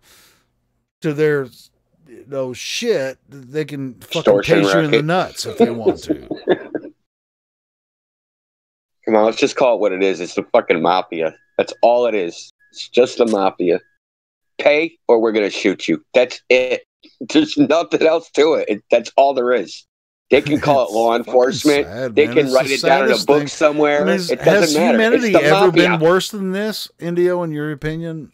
Or it's been worse, but we weren't around. How's it been worse? Not as far as freedom, no. I don't think as far as freedom, no. Like if you went back to old England, even the king, like he hired people to stop people like the police nowadays. Back then they were called highwaymen and they would rob people on the road. And the king would hire people to stop the highwaymen. Now the highwaymen are the king.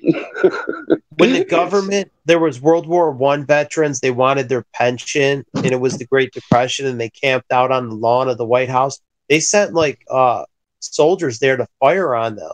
The government sent armed men to fire weapons at soldiers who defended this country. It was the biggest, you know what I mean? So it was more tyrannical in this country. And a lot of it, like now, we have body cams. So a lot of the shit that they were doing was hidden. You know what I mean?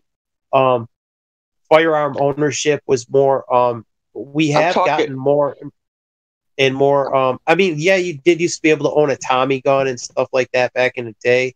Like Al Capone days, it was legal to have fully automatics and stuff. So it's mixed. I think it was more tyrannical in the Dark Ages, where people didn't have the right to own weapons. People in America could had access to fully auto weapons back then. I mean, fully auto's not necessary, but I think there is a lot of uses. Full auto weapons are very inaccurate. I mean, it's no, it's not. It's not something that's. Well, I'm saying it's restricted. I don't think there should be restrictions on it. It is an ammo waster. But listen, I don't think it's like overly tyrannical like it used to be. Like they were tyrannical, like they would limit your big choices. Nowadays, like it's the little things that you have to do. You have to do a million little things every day to comply with the government. It's not like this big thing. It's like it's almost like leading sheep to the slaughter, where they have the rails where they guide the sheep. You only have these limited number of choices, because anything else you do that isn't one of these choices is illegal.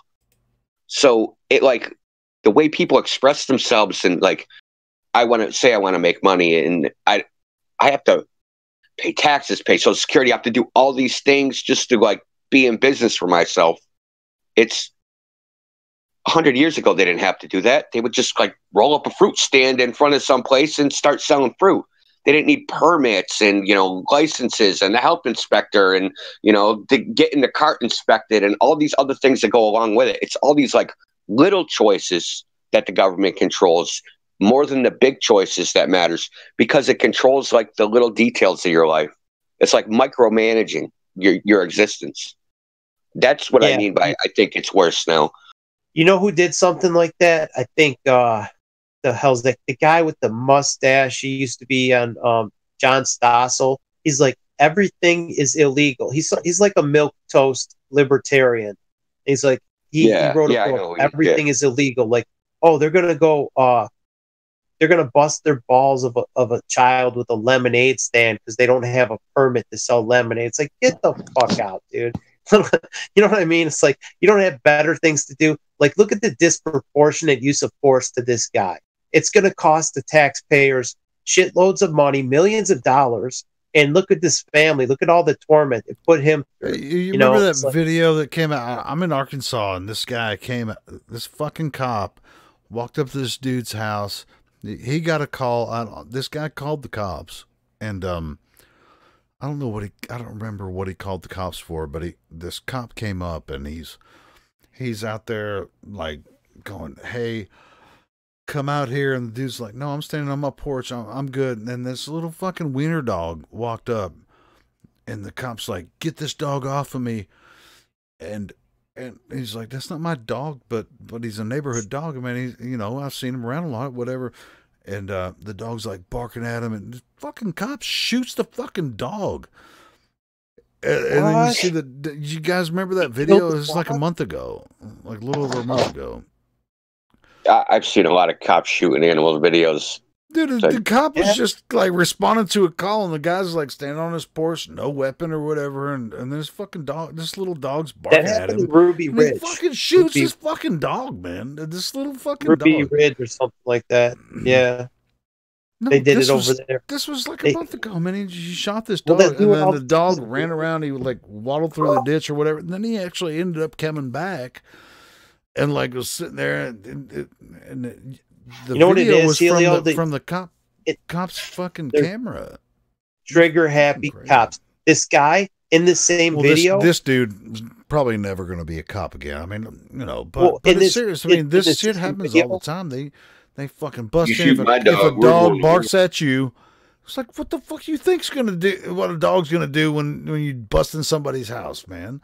They're gonna fucking bark You're in at his territory. You're in the dog's territory. He's there to defend the owner, and he's doing what comes natural. It's like there's different means. If you had to pepper spray the dog, this wasn't even that dude's dog, but the dog knew that dude was an asshole. And the other guy was just sitting there going, "Hey man, he called about something else, but this dog came up, and this fucking cop shot this little fucking dachshund in the Chihuahua. It was like a Chihuahua dachshund mix, and he fucking shot this dog in the face, man. But that dachshund, he's still alive, and the cop doesn't have his job anymore. So fuck that motherfucker. The fucking dog's still alive, and the cop doesn't have a job, and he'll never get a job as a cop anymore. So congratulations to the well, there was something more brutal. There was a guy on his knees in a hotel, and the guy who came there with the AR-15. There was 5 cops. They're wearing their full body armor. There's a guy in shorts. He's barefoot, wearing shorts and a tank top or a t-shirt, whatever. He's on his knees. He's got his hands behind him. He falls down on his face, and he gets up, and it like not gets up, but it, like he goes to break his fall, and they shoot him like 5 times with the AR-15. 5 times, an unarmed man in shorts in a hotel. There was 5 cops, fully body armor, shoot the unarmed man 5 times. It's like, what the fuck? It was somewhere in Las Vegas or someplace like that. And then on the guy's gun, it says, "You're fucked." That's what it said. He had the Punisher logo, and it says, "You're fucked" on his AR. It's like, really? You want this asshole behind the trigger? A trigger-happy fool like this? I just finished the Punisher series, the 2nd season, or 3rd season. 3rd season. Oh, man. You can't put the bullets back in the gun. You know what I mean? Once you put the bullets in the guy, it's can't put Humpty Dumpty back together. Justice until I deliver it. That's the Punisher, man. I don't want to deliver it. I'm not. Hell yeah. Killer, but that, man, you guys watch the Punisher, man. That's my favorite fucking series on Netflix, man. Yeah. Honestly. I love the Punisher, man. That dude kicks everyone. Well, the cops are not supposed to be the Punisher. They're not supposed to, because they'll be punishing you. Well, that's what I'm saying. And they have, but they ride around in vehicles saying they're going to enforce the law. Listen, law enforcement. What does that mean? They're driving around in cars saying they're going to enforce the law. That's fucking they're Judge Dredd. Yeah. They're judge, jury, and executioner. But they're driving around in the cars that say law. They're enforcing the law. What law?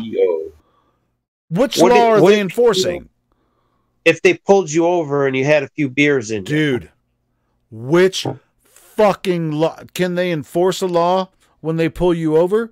They have a car. They have carte blanche.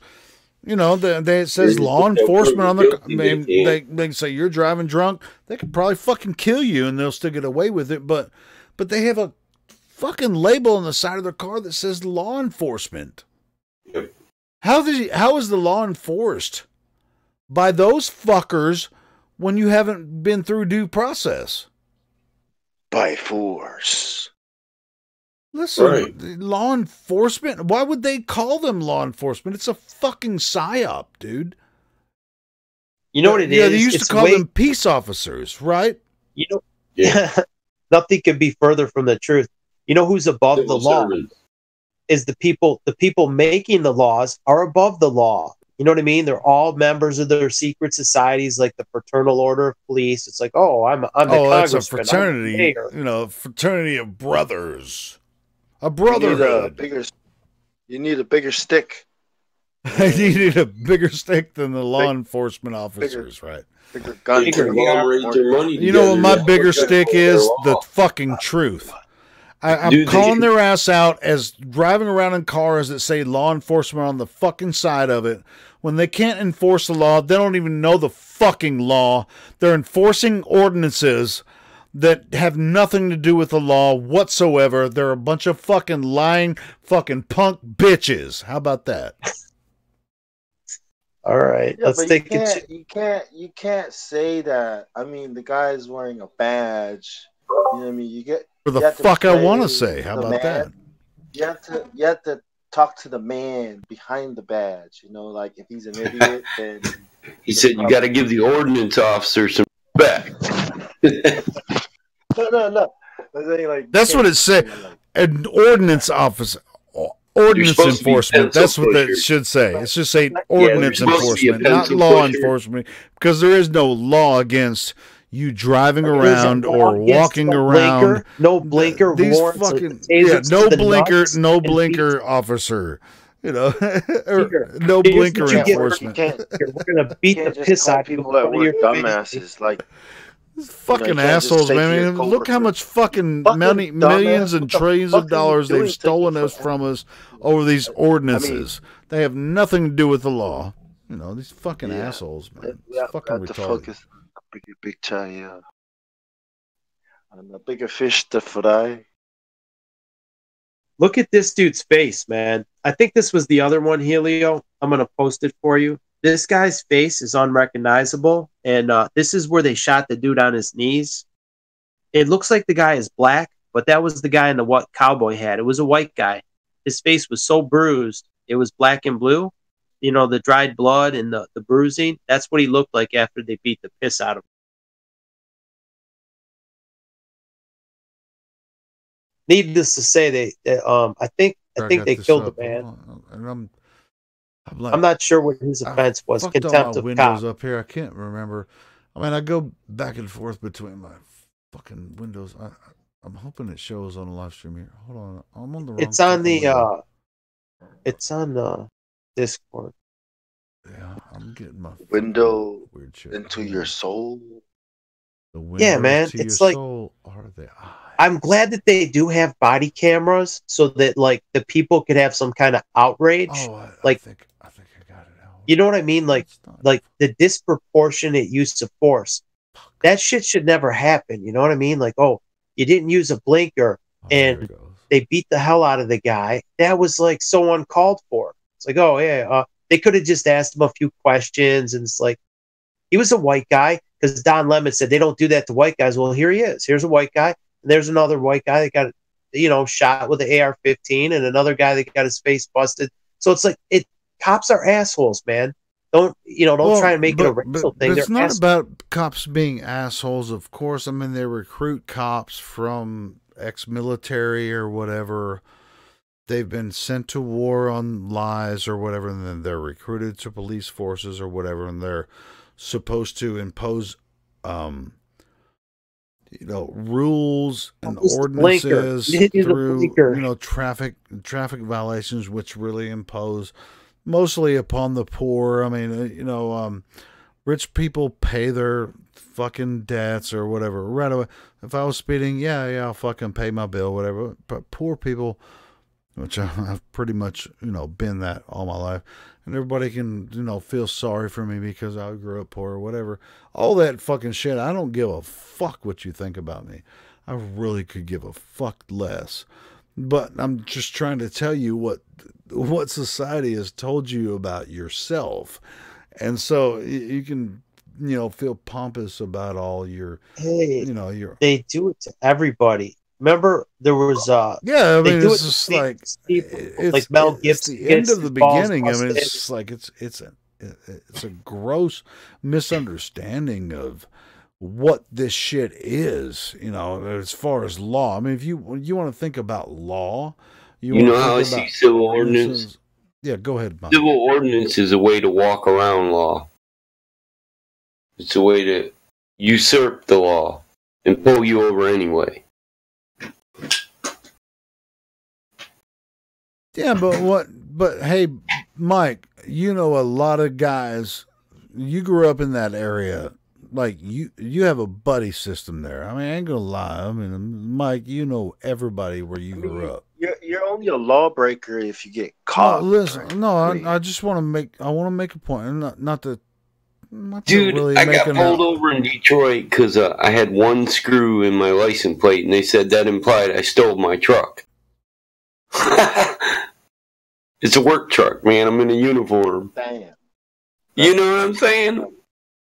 And the bolt just fell out of the damn plate. And they're like, well, usually when cars get stolen, and they were dicks. They tore my whole work truck apart, took my bag of weed. Talking about, I'm not going to charge you for that. Yeah, because you have a very affluent business. I mean, you're a businessman. I mean, it's like it was a business truck. Yeah, it has been for many years. Yeah, and they fucked with you over one screw. Yeah, that's gangster shit right there. With them. Those assholes. They said it implies. This is what he said. It implies a stolen vehicle. I said, well, did you run my plate to see that the plate isn't stolen? It's actually on the vehicle that it's registered to? No. We pull people over for one bolt in there. I'm like, oh, my God. And then, I get on the internet and I find out. Yeah, I've got a one bolter pulling him over. Oh. Mike, did you tell him that's a non sequitur fallacy? Just because you're missing a screw doesn't mean that you're stolen. No. Dude, I looked it up. They actually have an ordinance that says you have to have two screws, and I don't care if your license plate is put in straight. sitting straight with one screw, you got to have two in there. If they don't, they can pull you over. Motherfucker, fucker fell out, man. I don't know. Am I good? I mean, did you actually have to end up paying fine for that, Mike? No, he just kept my weed and he let me go because he knew I was kept pissed. Your weed and let you go. Yeah, well, I threatened him with a formal complaint. I was like, I'll pay my lawyer whatever the fuck I got. I don't care if it costs me 2 G's to track your ass. I will. He said, how about I just keep the weed and you forget about the complaint? Well, I mean, but like I said, Mike, I mean, as you know, as you said, I mean, you grew up in an affluent family. Not affluent, but, a solid family, whatever you have. I grew up poor, and at every turn, I'm fucked. I don't have a fucking leg to stand. In the country, I can get pulled over drunk driving. It's a smaller town. For the most part, I try not to drive drunk as any. I don't even have a fucking car, so I can't drive drunk. Dude, I've got blower out front, drunk as hell on my quad, doing wheelies in the road. Well, I don't even drive. I don't even have a fucking car, so I don't drive drunk because I don't have a fucking car. But anyway, somebody's trying to. Somebody else is trying to. Probably trying to stop drinking so you can start driving. Yeah, that's gonna happen. The funniest shit is when if I don't have a car, I don't have to stop drinking to drive drunk. Because I don't have a fucking car. I see my 70-year-old fucking neighbor in the summer. He drives a riding lawnmower 10 miles to the store when he's drunk. I've seen people on YouTube getting their fucking ass pulled over driving drunk on a lawnmower, and they're really kind of making an ass of themselves. He drinks enough beer to float a ship to the beer store. He's like, yeah, you're drunk. You do some crazy shit. You see, liquid always finds its level, and he finds its level to make you look like. It kind of makes you justify like law enforcement is like, well, are you enforcing the law, or are you just trying to make sure that I don't hurt anybody else? It's like, thanks, officer. I go back home right now so I don't kill anybody on my lawnmower. I heard about that. Like some guy driving to the beer store on his lawnmower because he didn't have the driver's license. I mean, I ain't gonna say there ain't no fucking dumbass rednecks that would fucking drive a liquor store on their lawnmower. Man, I ain't gonna fucking say that. He got his beer while walking. He's like, I'm talking about the very serious shit. Like if you're just traveling from work and back or whatever. Dude, I see it in the city all the time. It's not, it's legal versus lawful. Your lawful travel as a man from one point to the other. Is it necessary for it to be regulated? Let's say you're driving the tractor on the shoulder of the road and you creep across the white shoulder, and then somebody hits you. It's like, you know what I mean? Someone didn't want to hit you, but you're driving intoxicated, a tractor, you're like, and you're like zigzagging. What if they weren't intoxicated, but they were just fucking stupid as fuck? Hey, here's the funny thing, Ron. There's guys that have big combines down the road, and they're not even drunk, and they block the entire road. You got to pull over for them. And because this is a farming route, they don't get in trouble. So when you're in the country, you should be looking for tractors. Oh, yeah. Dude, how many accidents? Listen, Ron, most accidents happen because of sober, dumb, fucking ignorant, dumb motherfuckers. Most accidents happen because people don't know how to fucking drive. Or they're talking on the phone or texting, yeah. No, it's not even that. People like get driver's licenses, but they really just don't get it, man. I mean, I'm talking about sober people driving on the freeway, three lanes, man. They don't even know how to fucking drive at all. They're sober as fuck. I drive in the city. I drive in the city, Leo. I know I can drive drunk as fucking drive better than these fucking assholes. He's talking plum dumb, not some dumb. Plum dumb. Plum dumb. So guys, I just wanted to say, I'm sorry, Ron. No, I just want to say, Travis just joined us. We were talking to him the other day. Hey, Travis, man, shout out to Adrian Mitchell. Is he still in? Is he in? I am sorry. I'm taking over the panel. Hey, yeah, he's in here. I honestly wanted to. We started this to introduce. I don't see him in here. Travis is in here. Yeah, the plain truth. But I don't know if his mic is. It looks like you're muted right now. Oh, okay. Yeah. There you go, man. Oh, there you go, bro. Travis. I thought I was talking to you guys, but I because there's not like a. No, you weren't. You're a little low. Yeah. Pump you up here, man. The microphone doesn't have like a red line; it has a white line. So I thought that it was all good. Check this out, Travis. You went to court today, right, or yesterday? Yeah, right? no, today was today. How'd it go? It didn't go well. Well, I mean, it wasn't horrible, but I don't know if you guys know this, but if you go to trial, you have to pay for the court fees and all that kind of stuff. So they wanted $470 from me, but oh my God, yeah.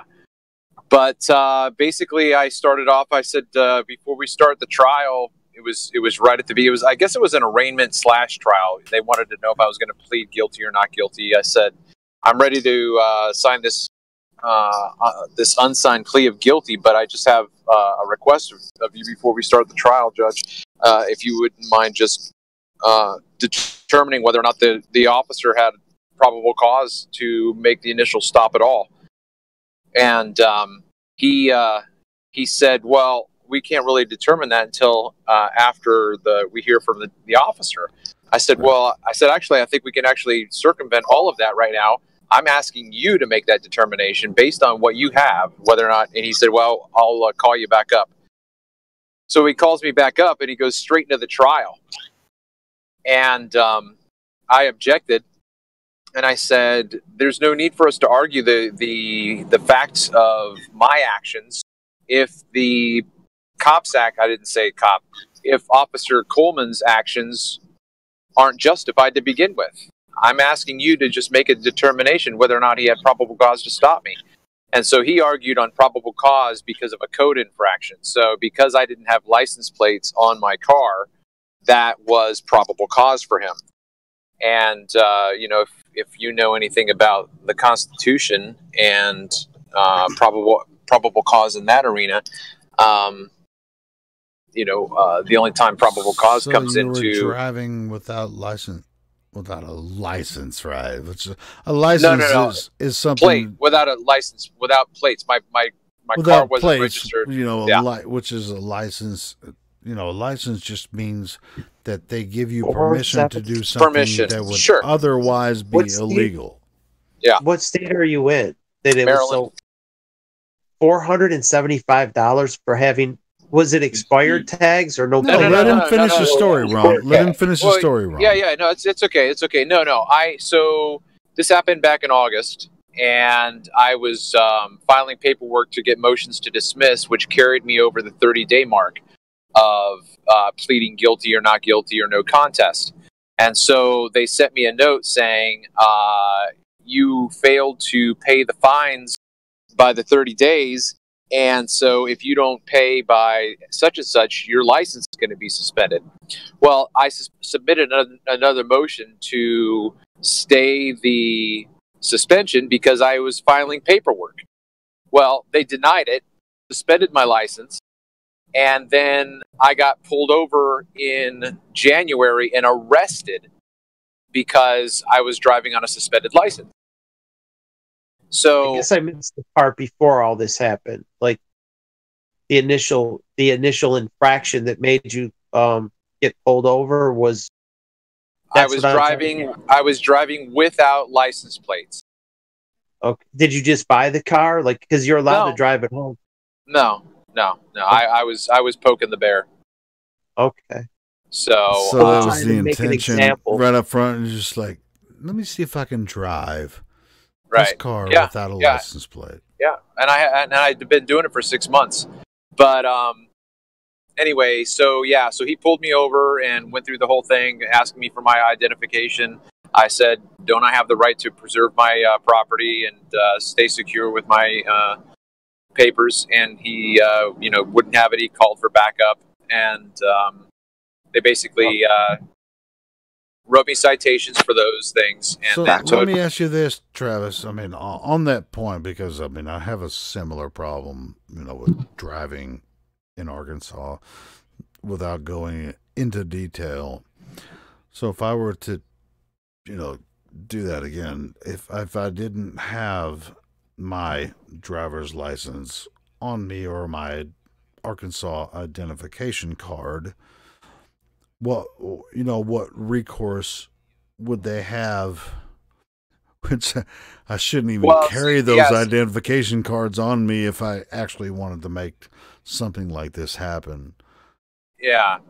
I mean, I guess that's to a certain extent. You could always just lie if you did have it and say, No, I don't I'm have not my saying ID. lie. I mean, I'm not saying lie. I'm just like, hey, I'm traveling from point A to point V. Do I not have the right to do so?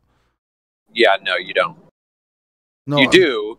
Well, I do, but not according to them. But not under according their to them. ordinances. Yeah. No, I know. Yeah, no. The ordinances. They didn't say they're even the balls. It's like, huh? Yeah, no. Tell me about it. No. The first cop was very amicable. He was very low key. Was talking with me.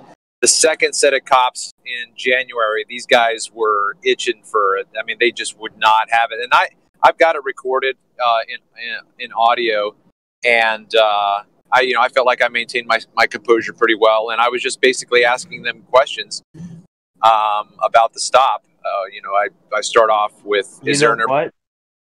There's a pinhole camera you can hang from your rear view mirror. Yeah, I know. Well, regardless, I mean, the cops have cameras on their, and you have access. Well, no, to these them. guys said that they didn't have any body they're cam. gonna lie so. anyway. It doesn't matter. Well, yeah, They're, They erase the footage. They delete footage. They're assholes. Yeah. But anyway, so they basically said you can either, and I was saying, look, I'm not gonna give you my papers because Fourth Amendment, Fifth Amendment, and all that kind of stuff. And he said, look, you can either come out of this car on your own or we'll drag you out. So I said, okay, here I come. it's like, I would rather you not beat the shit out of me. Yeah. I don't need to be beaten to a pulp and tasered in the balls. Hey, 10 listen, times. guys, listen. But I just found this out. I had heard it once before, and I forgot about it. If you get arrested, you have the right to demand to be taken to the judge right then and there. And then you ask and you require the judge to do what I did in court, and that is, did the officer have probable cause? Because he doesn't have a warrant. He's not executing an order. Exactly. So it's really good. I like that. Yeah, well, that's what I tried to do, but it was already after the fact. But from what I learned today, is that you only have that time when you're in custody. Once you're pulled out, over. So when you're pulled over by a cop, do you have probable cause that that there's an infraction against another person? See, that's the difference. No, that's not it. That's not their. They don't even know. Say. That's what I'm saying. They don't know that Right. they're supposedly law enforcement officers, but they're enforcing ordinances. Law. Yeah. It's a civil infraction. You're not breaking the law. There was no one harmed. You didn't harm anybody. Yeah, sorry. No. Sorry, I get it. Yeah. No. You guys are right. And that's what I was walking him through. When the first guy pulled me over, I said, "What's your probable cause?" He said, "You don't have license plates." I said, "Is that a crime?" And he said, "Yes, it is. It's a crime." I said, "It's a code infraction." I said, "It's a code infraction." I said, "So now you're equating criminality with code infractions?" And then he ignored me and said, "Driver's license and registration." You want me to take my taser out, bitch? Right. But anyway, guys, just to let you know, if you do find yourself in a situation like this, where you know that you can challenge jurisdiction, you need to do it when you're in custody. And have them take you. But you may be asking for an ass whooping.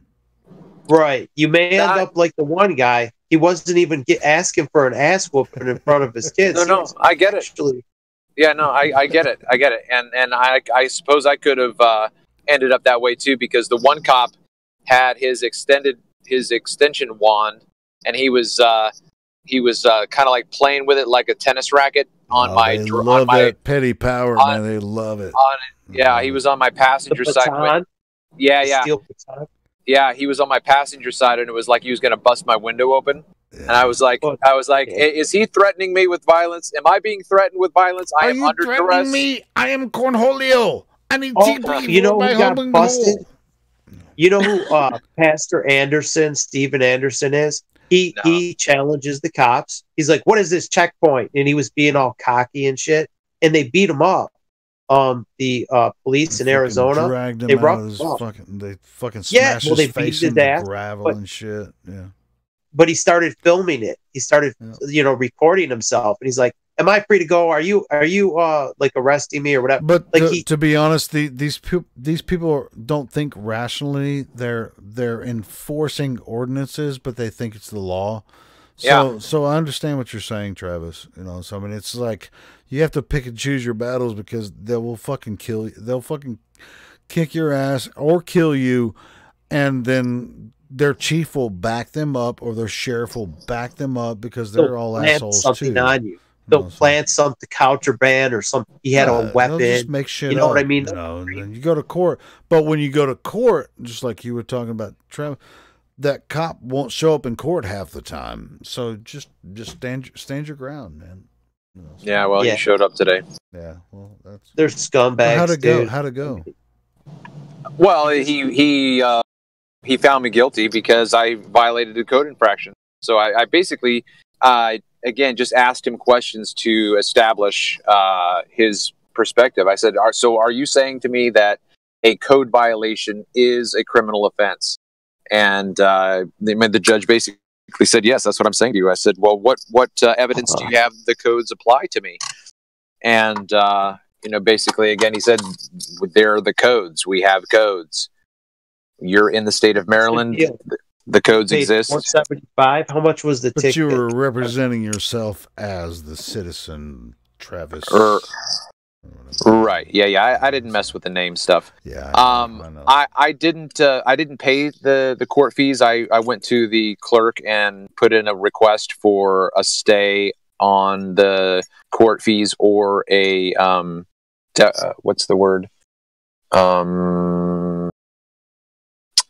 Where you put it off. Something. Yeah, starts with a D. Anyway, so but I had to pay $600. I had to pay the citations back in January to get my license reinstated. Right. So I paid so you had to go to court $600 even though you had to already pay the fucking shit. Yeah. Shit, I mean, yeah. So I don't have a driver's license. It's going to cost me way more than that to get mine back. Well, let's there's easier ways to go about this because like something like this could probably get you like in bigger shit. Like if that guy got those asshole cops beat the hell out of him for like making a turn without a blinker and they ganged up on him. And it's like, and then you drive in with no plate. They don't know if you stole it or whatever, and they could get, over the top. You see what? It just depends what cop on what day. If they got a bug up their ass, if their girlfriend left them or whatever, they're gonna take it out on you. So it's like, unless you have like. No, wait a minute. Fun. They have a on the side of their car it says law enforcement, so it's okay. Yeah, whatever they do, it's cool. They're enforcing law. Whatever they do. It's called the Goon Squad, dude. It's the New World Order Goon Squad. What the fuck are you talking about? They're law enforcement, man. They're Judge Dredd, bitch. I think we need a system without cops, and we'd be better off. If we had no cops, and we had no central government, we'd all be happier. Well, we do have the right to what's the? I'm trying to remember now off the top of my head. The Constitution says that when we're dissatisfied with our government, we have the right to make changes. We have the right to throw them off. You know what? These civil supposed law enforcement officers Declaration are not. It's in the Declaration of Independence. It's like, we need to really go back to the core of where they came up with this law enforcement, where civil officers or peace officers changed from from there to law enforcement? I mean, Dude, you think you have a bunch of goons driving H2O. around in these big ass cars with fucking you disobey big ass Caesar? bumpers on them and it says law enforcement, that they're going to enforce the law? I mean, that's If you fucking Judge disobey Dredd, right? Caesar, I mean, these fucking they guys, they fucking have the scary. Everybody system. gets scared, man. Even grandmas get scared. It's like, oh fuck, I passed the cop. They're looking in the review. Hopefully he doesn't pull me over. Little grandmas, man, they ain't doing shit but trying to go get some groceries, man, and they're fucking scared of the cops, man, because they have a law They get off on enforcement sticker on the intimidating side of old their car. ladies and yeah. Fucking crazy. Well, that's that right there. That goes against the fact of the Fourth Amendment that preserves our right to be secure. So, how many of us actually feel secure when we see a cop? I mean, every single one of us, when we see a cop, None of us feel secure. We always have that niggling feeling, like, oh shit, is he going to pull up behind me? Dude, my cousin is a cop, and I get nervous around him. And one time he busted me for smoking weed one time. It was so funny. Of all people I ran into. Really? Yeah. Your own cousin? What a dick. Well, he's my cousin. And no. He didn't arrest me, but I'm saying, like, he caught me. Like, he did catch me. He knew what was up. But yeah, he let me go. It was all good. I was gonna say, if he wrote you a citation or whatever, it's like, what a fucking dick. Nah, he wanted to mess with me. I think he wanted to take me in his car, and like, I don't know what he was gonna do. But you know, go to the onion fields. But I just, I told him, listen, man, I gotta go. I'm meeting up with our other cousin, which I was, and we were actually going to an AC/DC concert, which is why I smoked so much weed before. But you're not invited to the family reunion, you asshole. Yeah, now he knows. I think he gets it at this point. He knows that, I do my own thing. But you know what? I mean, that's the one thing I was talking about. They give us the illusion of self-governance. They're like, okay, let's let the goyim have their weed. Let's, okay, you guys won your ballot initiative. Now you have legalized cannabis. I was very pleased. You know what I mean? I felt like this is fucking great. We can grow it. We can possess it. You can have like 2 ounces. 2 ounces at any time. It's like, could you imagine driving around? Oh yeah, that's just my weed. Never mind. Yeah. It's just my.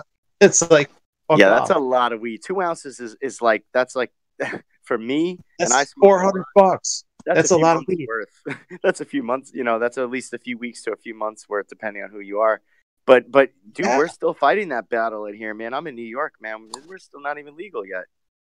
Imagine Really? that. Yeah. Put it on the ballot, dude. If you got enough. It's more of like a libtards. They go for it, but there's middle of the road like conservatives that are like, yeah, we should decriminalize it because it's for medicinal purposes and even recreational. I mean, that's what it is here. I don't know what they're waiting for, man. Well, you got to get it on the ballot. If you got it on the ballot, 100% it would pass. Yeah, it's 100%. gonna happen. It's gonna happen. I think what's his name? They're saying, like, I think De Blasio is on board now, even though he's an asshole. But they're saying that. You know what, dude? They passed that late-term abortion law, and they all cheered. And it's like, look what you're cheering, dude. You're taking a fully developed baby and you're murdering it. Yeah, you know what I mean, like fully developed baby. It's like, here it is, and the baby is being birthed, and they murder it. It's like, it's not abortion, it's infanticide. You're killing a fully developed baby. I mean, I'm not like, abortion, it's like, I'm not in favor of it all the way around, but I mean, I don't think it should be criminalized maybe early, like the first couple weeks, if there's someone raped or whatever. Yeah. I mean, it's like, it's a hard call, especially me, because I can't carry a baby, but I'm not in favor of it. I think people should, give their baby for adoption, rather, especially late terms, Yeah. I think that turned off even a lot of people that were in favor, because it made them look barbaric. It's like, really? Everyone stood up and cheered for this? Of all things? Wow, they really cheered for that? Because we're sitting here losing our minds. Yeah. They showed the whole, like, the Congress, the congressional body of New York. Maybe a couple people did it, but, like, the majority, like 75, 80%, they all stood up and clapped like they won the Super Bowl. They're, like, celebrating. Like, it's like, wow, that's like really. Sick, I think it backfired. You know what I mean? Yeah, like, It's like, what are you cheering? Like, dude, this is infanticide, and you're like, You know what I mean? It's like if Ruth Bader Ginsburg had her way, she would lower the age of consent to 12 years old. Like if they all stood up, all these pedophiles, yay, it's 12 years old. And everyone else watching is horrified. They're like, are you fucking serious? You know, where am I? What world am I on? Am I living in the same fucking world as these people? Yeah. I mean, I cheered when they passed legalized cannabis. I'm like, fuck yeah, yeah. I mean, I've been doing it for a long time, so I don't comply with the cannabis laws, but at least now it's legal. You know what I mean? It was legal for about 7 years to do with the medical card, and I had my medical card. Oh, you know, did? I used to grow it, and I used to, but it's like I did it the right way. But even before that, I didn't. You know, it's like I used to have my weed without it. But all of us did. I'm doing it right now, man. Like, I know. It's like, don't let that stop you, dude. And at the end of the day, it's not a harmful substance. All the harmful shit is like forced vaccinations. Ibuprofen kills more people than like street drugs. People get a blown out liver and kidneys from like Tylenol and ibuprofen. What's that shit? Acetaminophen? Yeah, dude, it's so toxic. And to that's your it, liver. Vicodin. They actually Vicodin is hydrocodone with a little bit of acetaminophen. A lot of it. 750 milligrams, most of them have. And you're only allowed 4,000 milligrams per day, but that's a lot even. And let's say you're taking contact cold medicine, and then you're taking that. If you were taking, and a lot of people I know, they used to eat a lot of Vicodins. Like I know people that would take 10 of them a day. You know, he's like, oh, he goes, I only take one at a time. He takes one every, it's like he's eating them like they're fucking, like they're candy. Yeah, and then they came out with the Oxycontin, which is like even stronger. Some people, they take that. I knew a guy that I was living with this guy for a little bit. I was trying to help him out so he could get himself situated, but that didn't last long. And he was popping that shit in the morning. He was popping a half of Oxycontin, and like washing it down with some beer, like in the morning. Oh, God. Yeah. They're like, it's nothing. Like, they get used to it, and they're drinking and taking pharmaceutical drugs like that. And they're even mixing them like, what's that? Like a speedball. They're taking Adderall with oxys and things like that. That's terrible, man. That's a lot of people, a lot of celebrities die that way because they do like cocaine and heroin at the same time. You know who did that? Ozzy Osbourne's children. I think when they were filming that the Osbournes on MTV. Yeah. Remember Kelly? It was Kelly and Jack. They were high. He's like, I used to take like 6 of these a day, 6 of the Oxycontins. It's like he was all strung out and high. And it's like, they get like really tired and sick and whatever. It's like, those are like made for, they're cutting back, but a lot of people around here are addicted to that shit. They started out with Vicodin because it was like, oh, you take one, you feel good, lasts a couple hours, and it's like, okay, you're fine.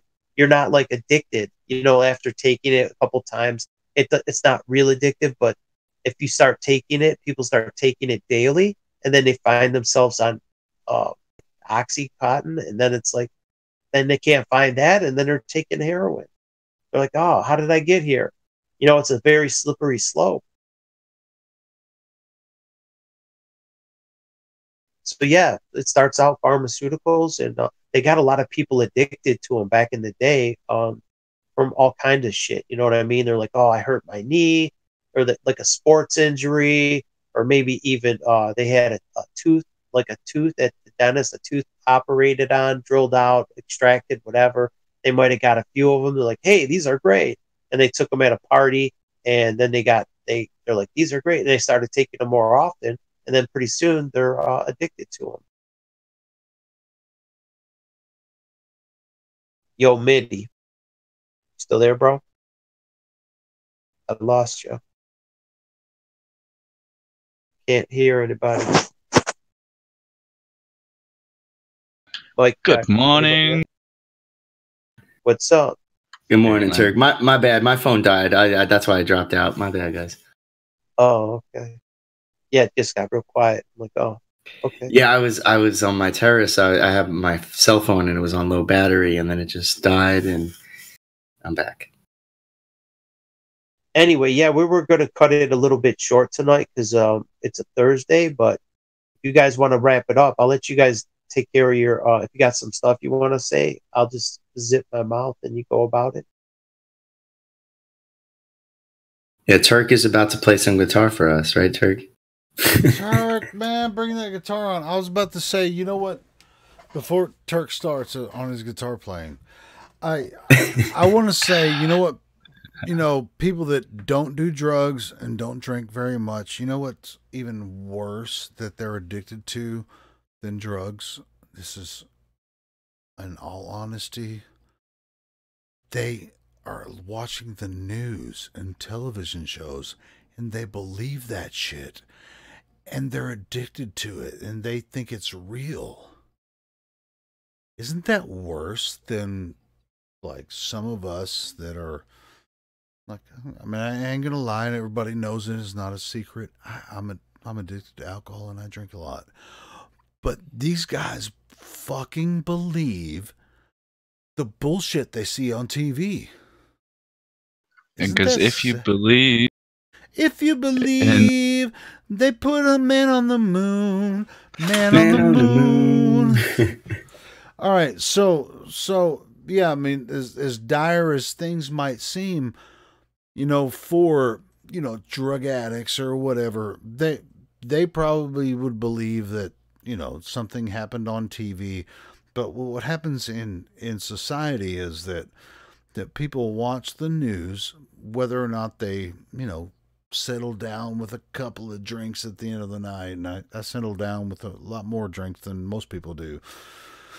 They think this shit's real. Like, you know, the news, and they're like, you know, following ordinances, and they just like, it's like I have to get a license. A license is to do something that would otherwise be illegal. So I have to have a driver's license. I have to have a license to take myself to work when I'm driving a car, and I have to, you know, have a license to work to pay my taxes so that I'm a good citizen, you know, and all that shit. It's just like, come on, man. I mean, is anyone that denies that paradigm, we're bad people because we're kind of taking an alternative look at these things? Is that bad?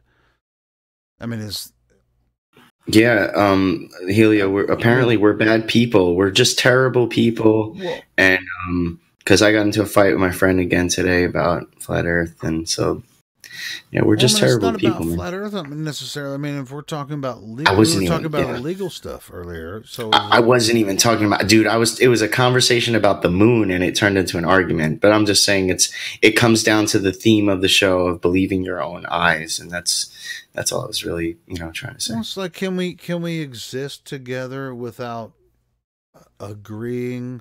I mean, you know, and there was a so. video I shared on Facebook with a guy I used to work with, and it was, oh shit, what was it? It was a video about it was this black dude interviewing a white liberal chick, and he was a conservative guy, and he's interviewing her, and he's asking her about white privilege and shit. And this dude's like, is there white privilege? And she's like, yeah, there's definitely white privilege. But she admitted that her father was a Harvard graduate, and she's from California or whatever. And her father was a Harvard graduate, and she's like, yes, there's definitely white privilege. It's like, so your father was a Harvard graduate, professor, or whatever, and he's just trying to say, hey, wait, you know, this white privilege thing, what are you talking about? I don't see it. And this dude's like, he's from Compton and shit. He's like, I just left whenever the shit got really bad. I just went somewhere else because I noticed these people were just like making fools of themselves. And no, this is what he was saying to her. And she's just like, no, she was like a political activist against white privilege and all that shit. It's so funny, man. So anyway, I sent it to my freaking redneck friend on Facebook, and he was like, yeah, of course they're going to say, yeah, and he's a Trump supporter and all that stuff. So whatever, I don't really give a shit either way, because I'm, as far as I'm concerned, I think it's really, it's really kind of it's not a joke. It's very serious, but as far as, what were we first talking about? I came in talking about something else. We were talking about talking about the news, maybe. Well, the news. People That's what I was it. talking about. Like we were talking about drugs and the influence on people and how they might react or whatever. A lot of us, are, we smoke marijuana or we might dabble in other drugs or whatever. I mostly drink now. I mean, I used to do a lot of other drugs, but I mostly drink now. But this mostly smoke weed. Yeah, I mean, and a lot of people do, and that's fine, But how is that different? Shrooms here. So, the shrooms here.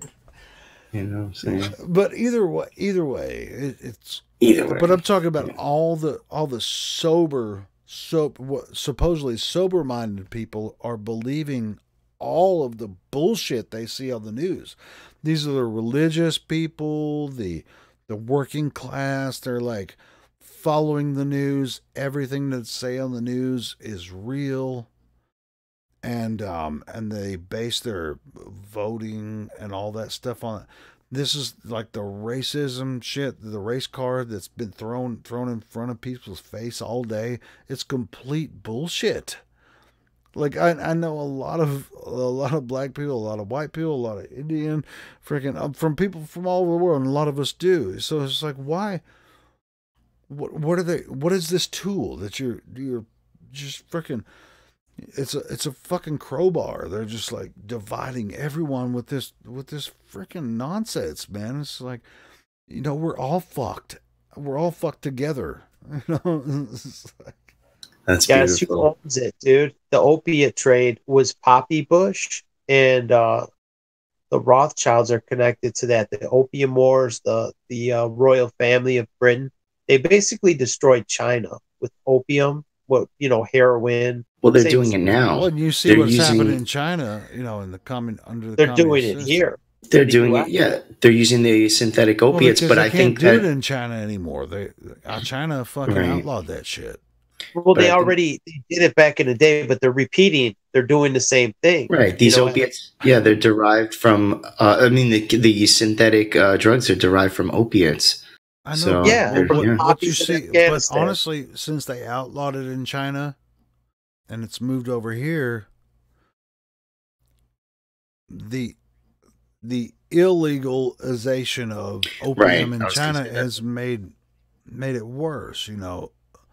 Well, that's happening here. So they're controlling the black market as well. They have obviously black ops, controlling the black market. They just drugs. All the people that were promulgating that through China, and that was like World War I, World War II, all during that time.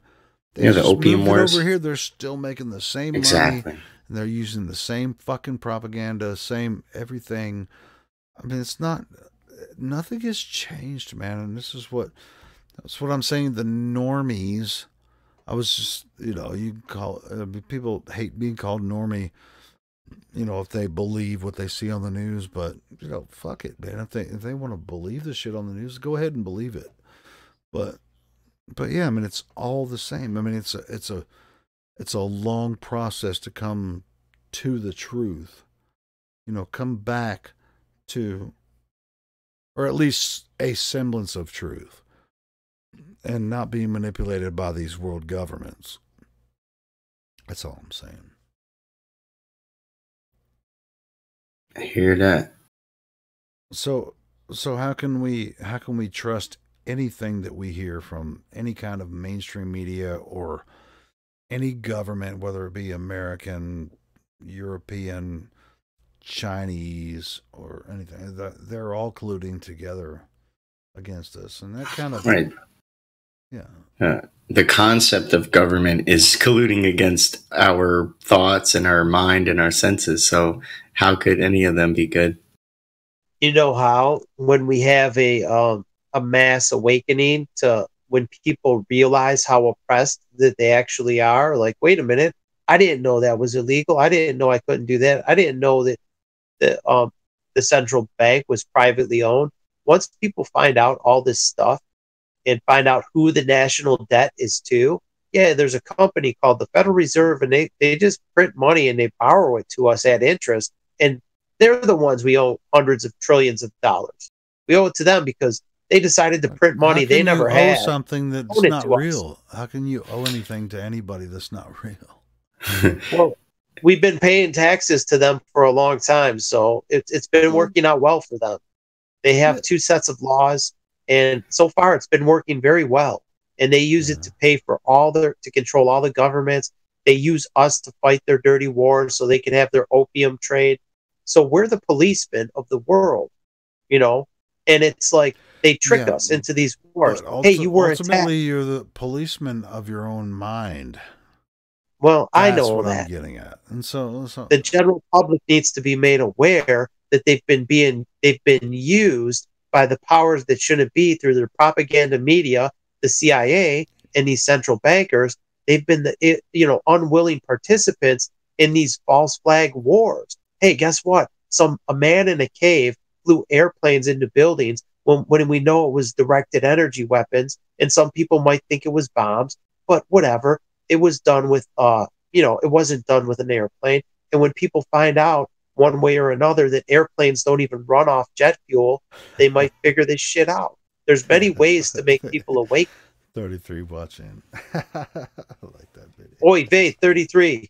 33. Freemason confirmed. It's okay. It's okay to be going. With 66 remaining. He had 666, dude. He had 666 subs today. Thank God they broke it. It was pretty. Yeah, I'm like somebody. I was gonna unsubscribe. I was setting up the live stream, and I was like, "Holy shit! I got 666 subscribers. I'm taking a screenshot." Well, now it's 668. Yeah. Actually, it's 667. Somebody unsubscribed. Oh, it was 669 earlier. You need to upset some people, man. Yeah, it doesn't matter. I see 669 right now, actually, on my screen. I'll take a screenshot and show you. Yeah, mine says 667, but whatever. Yeah, I just thought it was funny. I was like, 666, yes. It's funny to me. Mm-hmm. Did you guys want to play a song? Play something for the a live song? Yeah, and we're gonna end the stream here in about 10 minutes. So anybody want to wrap up on the shit we've been talking about? Hey, I just want to say thank you, Plain Truth, for coming through here.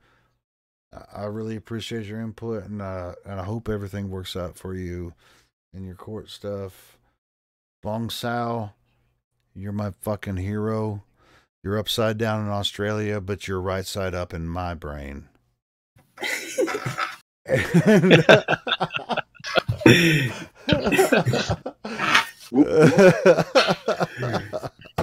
Shut up, Bong. Michael J. Smith. Hey, everybody, if you're not part of the 24/7 Flat Earth Discord, everybody has, their problems. Dude, I've had so many problems with different people down there. We all have different experiences down there. So I mean, it is what it is. We are, we're all on the same page. I mean, I started out, with a lot of these streams doing live from 24/7 Flat Earth Discord on another channel. And then I'd talk to Ron about doing some live streams with me and him talking about these issues that we addressed tonight. It's been fantastic, and I still encourage everyone to go to 24/7 Discord live, or Discord, links in the description. Don't just, tough it out, man. I mean, don't act as if the internet is your real life. You can go in there and if you get butt hurt by somebody, internet is life. Come back, dude. I've gotten arguments with every single one of all the moderators on there. Everybody in there, we all yell at each other all the time. So don't go in there and think that we're all just assholes, because we're not. We're in there trying to keep everything down. I mean, it's a very busy server, and so have a lot of patience when you go in there, and that's all I have to say about that. I mean, I want people to stick around when they go to the 24/7 server, because we get impatient sometimes, but have patience with us, and I try to have patience with a lot of the other people. So yeah, Ron just posted a link. Thanks, guys. And anyone else have to say anything on that? Yeah, next time I'll play guitar for you, bro. You haven't sent my Yeti up yet since I moved my desk, so I'll do that for you next time. Yes. Oh, that'd be awesome. I want to hear Turk play guitar again. It's been so long, man. That'd be awesome. Yeah.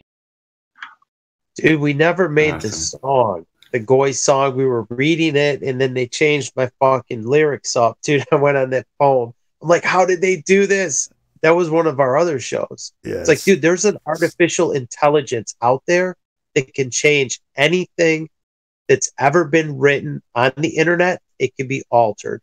Don't ask me how, but they fucking have a technology to do it. And I witnessed it. I'm going to make the song, man. I promise, man.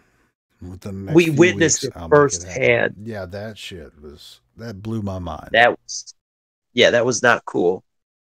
But anyway, I love you guys, man. Thanks for coming. I did enjoy the show. How are we going to end this? What do you guys want to hear at the end? How about a song? I want to hear a song. Let me think here. What do you got in the library? Holy crap. How about the bubblegum song? I'm a believer. I guess I could play that one. Yeah, I like to hear that one again. Really? You guys like that one? Yeah. Yeah. Have you heard that one, Turk, yet? Have you heard that? Hang on. What? Am I even in your... Well, I mean, it's a parody I made of the I'm a believer, I couldn't leave her if I tried. It's a monkey song. I've heard it, yeah. For some reason I was out of the chat, but I was still hearing you. Then I saw the globe. Now I'm a believer. Screwing with my head. I've opened the browser version of Discord and it's screwed my head up. I don't play it, man. Well, when I start playing the audio, you're going to have to go to the live stream to hear it, because I don't have my shit set up. Yeah, man. To do that.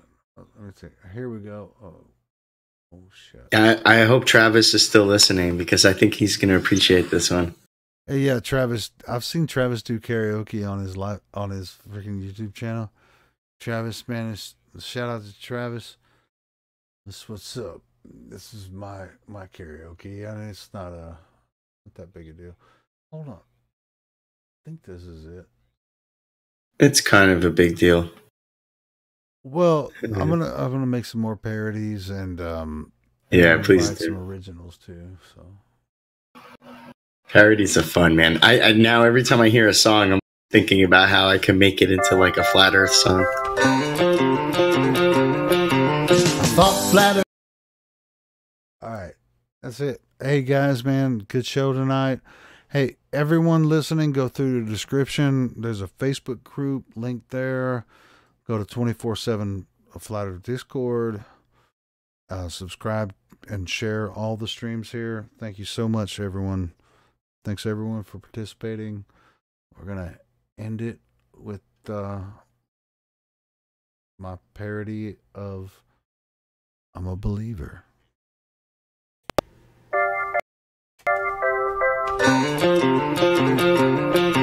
I thought Flat Earth was only true in fairy tales, meant for someone else but not for me. The moon landing on TV, they really went just trust me. They showed us what the Earth looks like from space. Then I saw the globe. Now I'm a believer, and not a trace of doubt in my mind. I think it's real, but I'm a believer. I couldn't prove it if I tried. I thought globe Earth was more or less an obvious thing. The more I see, the less I understand. They couldn't be lying. There's too many involved. There is no way that this is fake. 'Cause I saw the globe. Now I'm a believer. Not a trace of doubt in my mind. I think it's real, but I'm a believer. I couldn't prove it if I tried.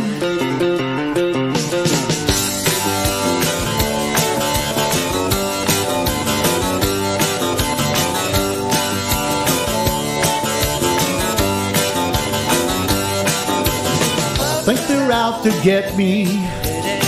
That's the way it seems. Flat Earth has haunted all my dreams. Then I saw the globe. Now I'm a believer. Not a trace of doubt in my mind. I think it's real, but I'm a believer. I couldn't prove it if I tried.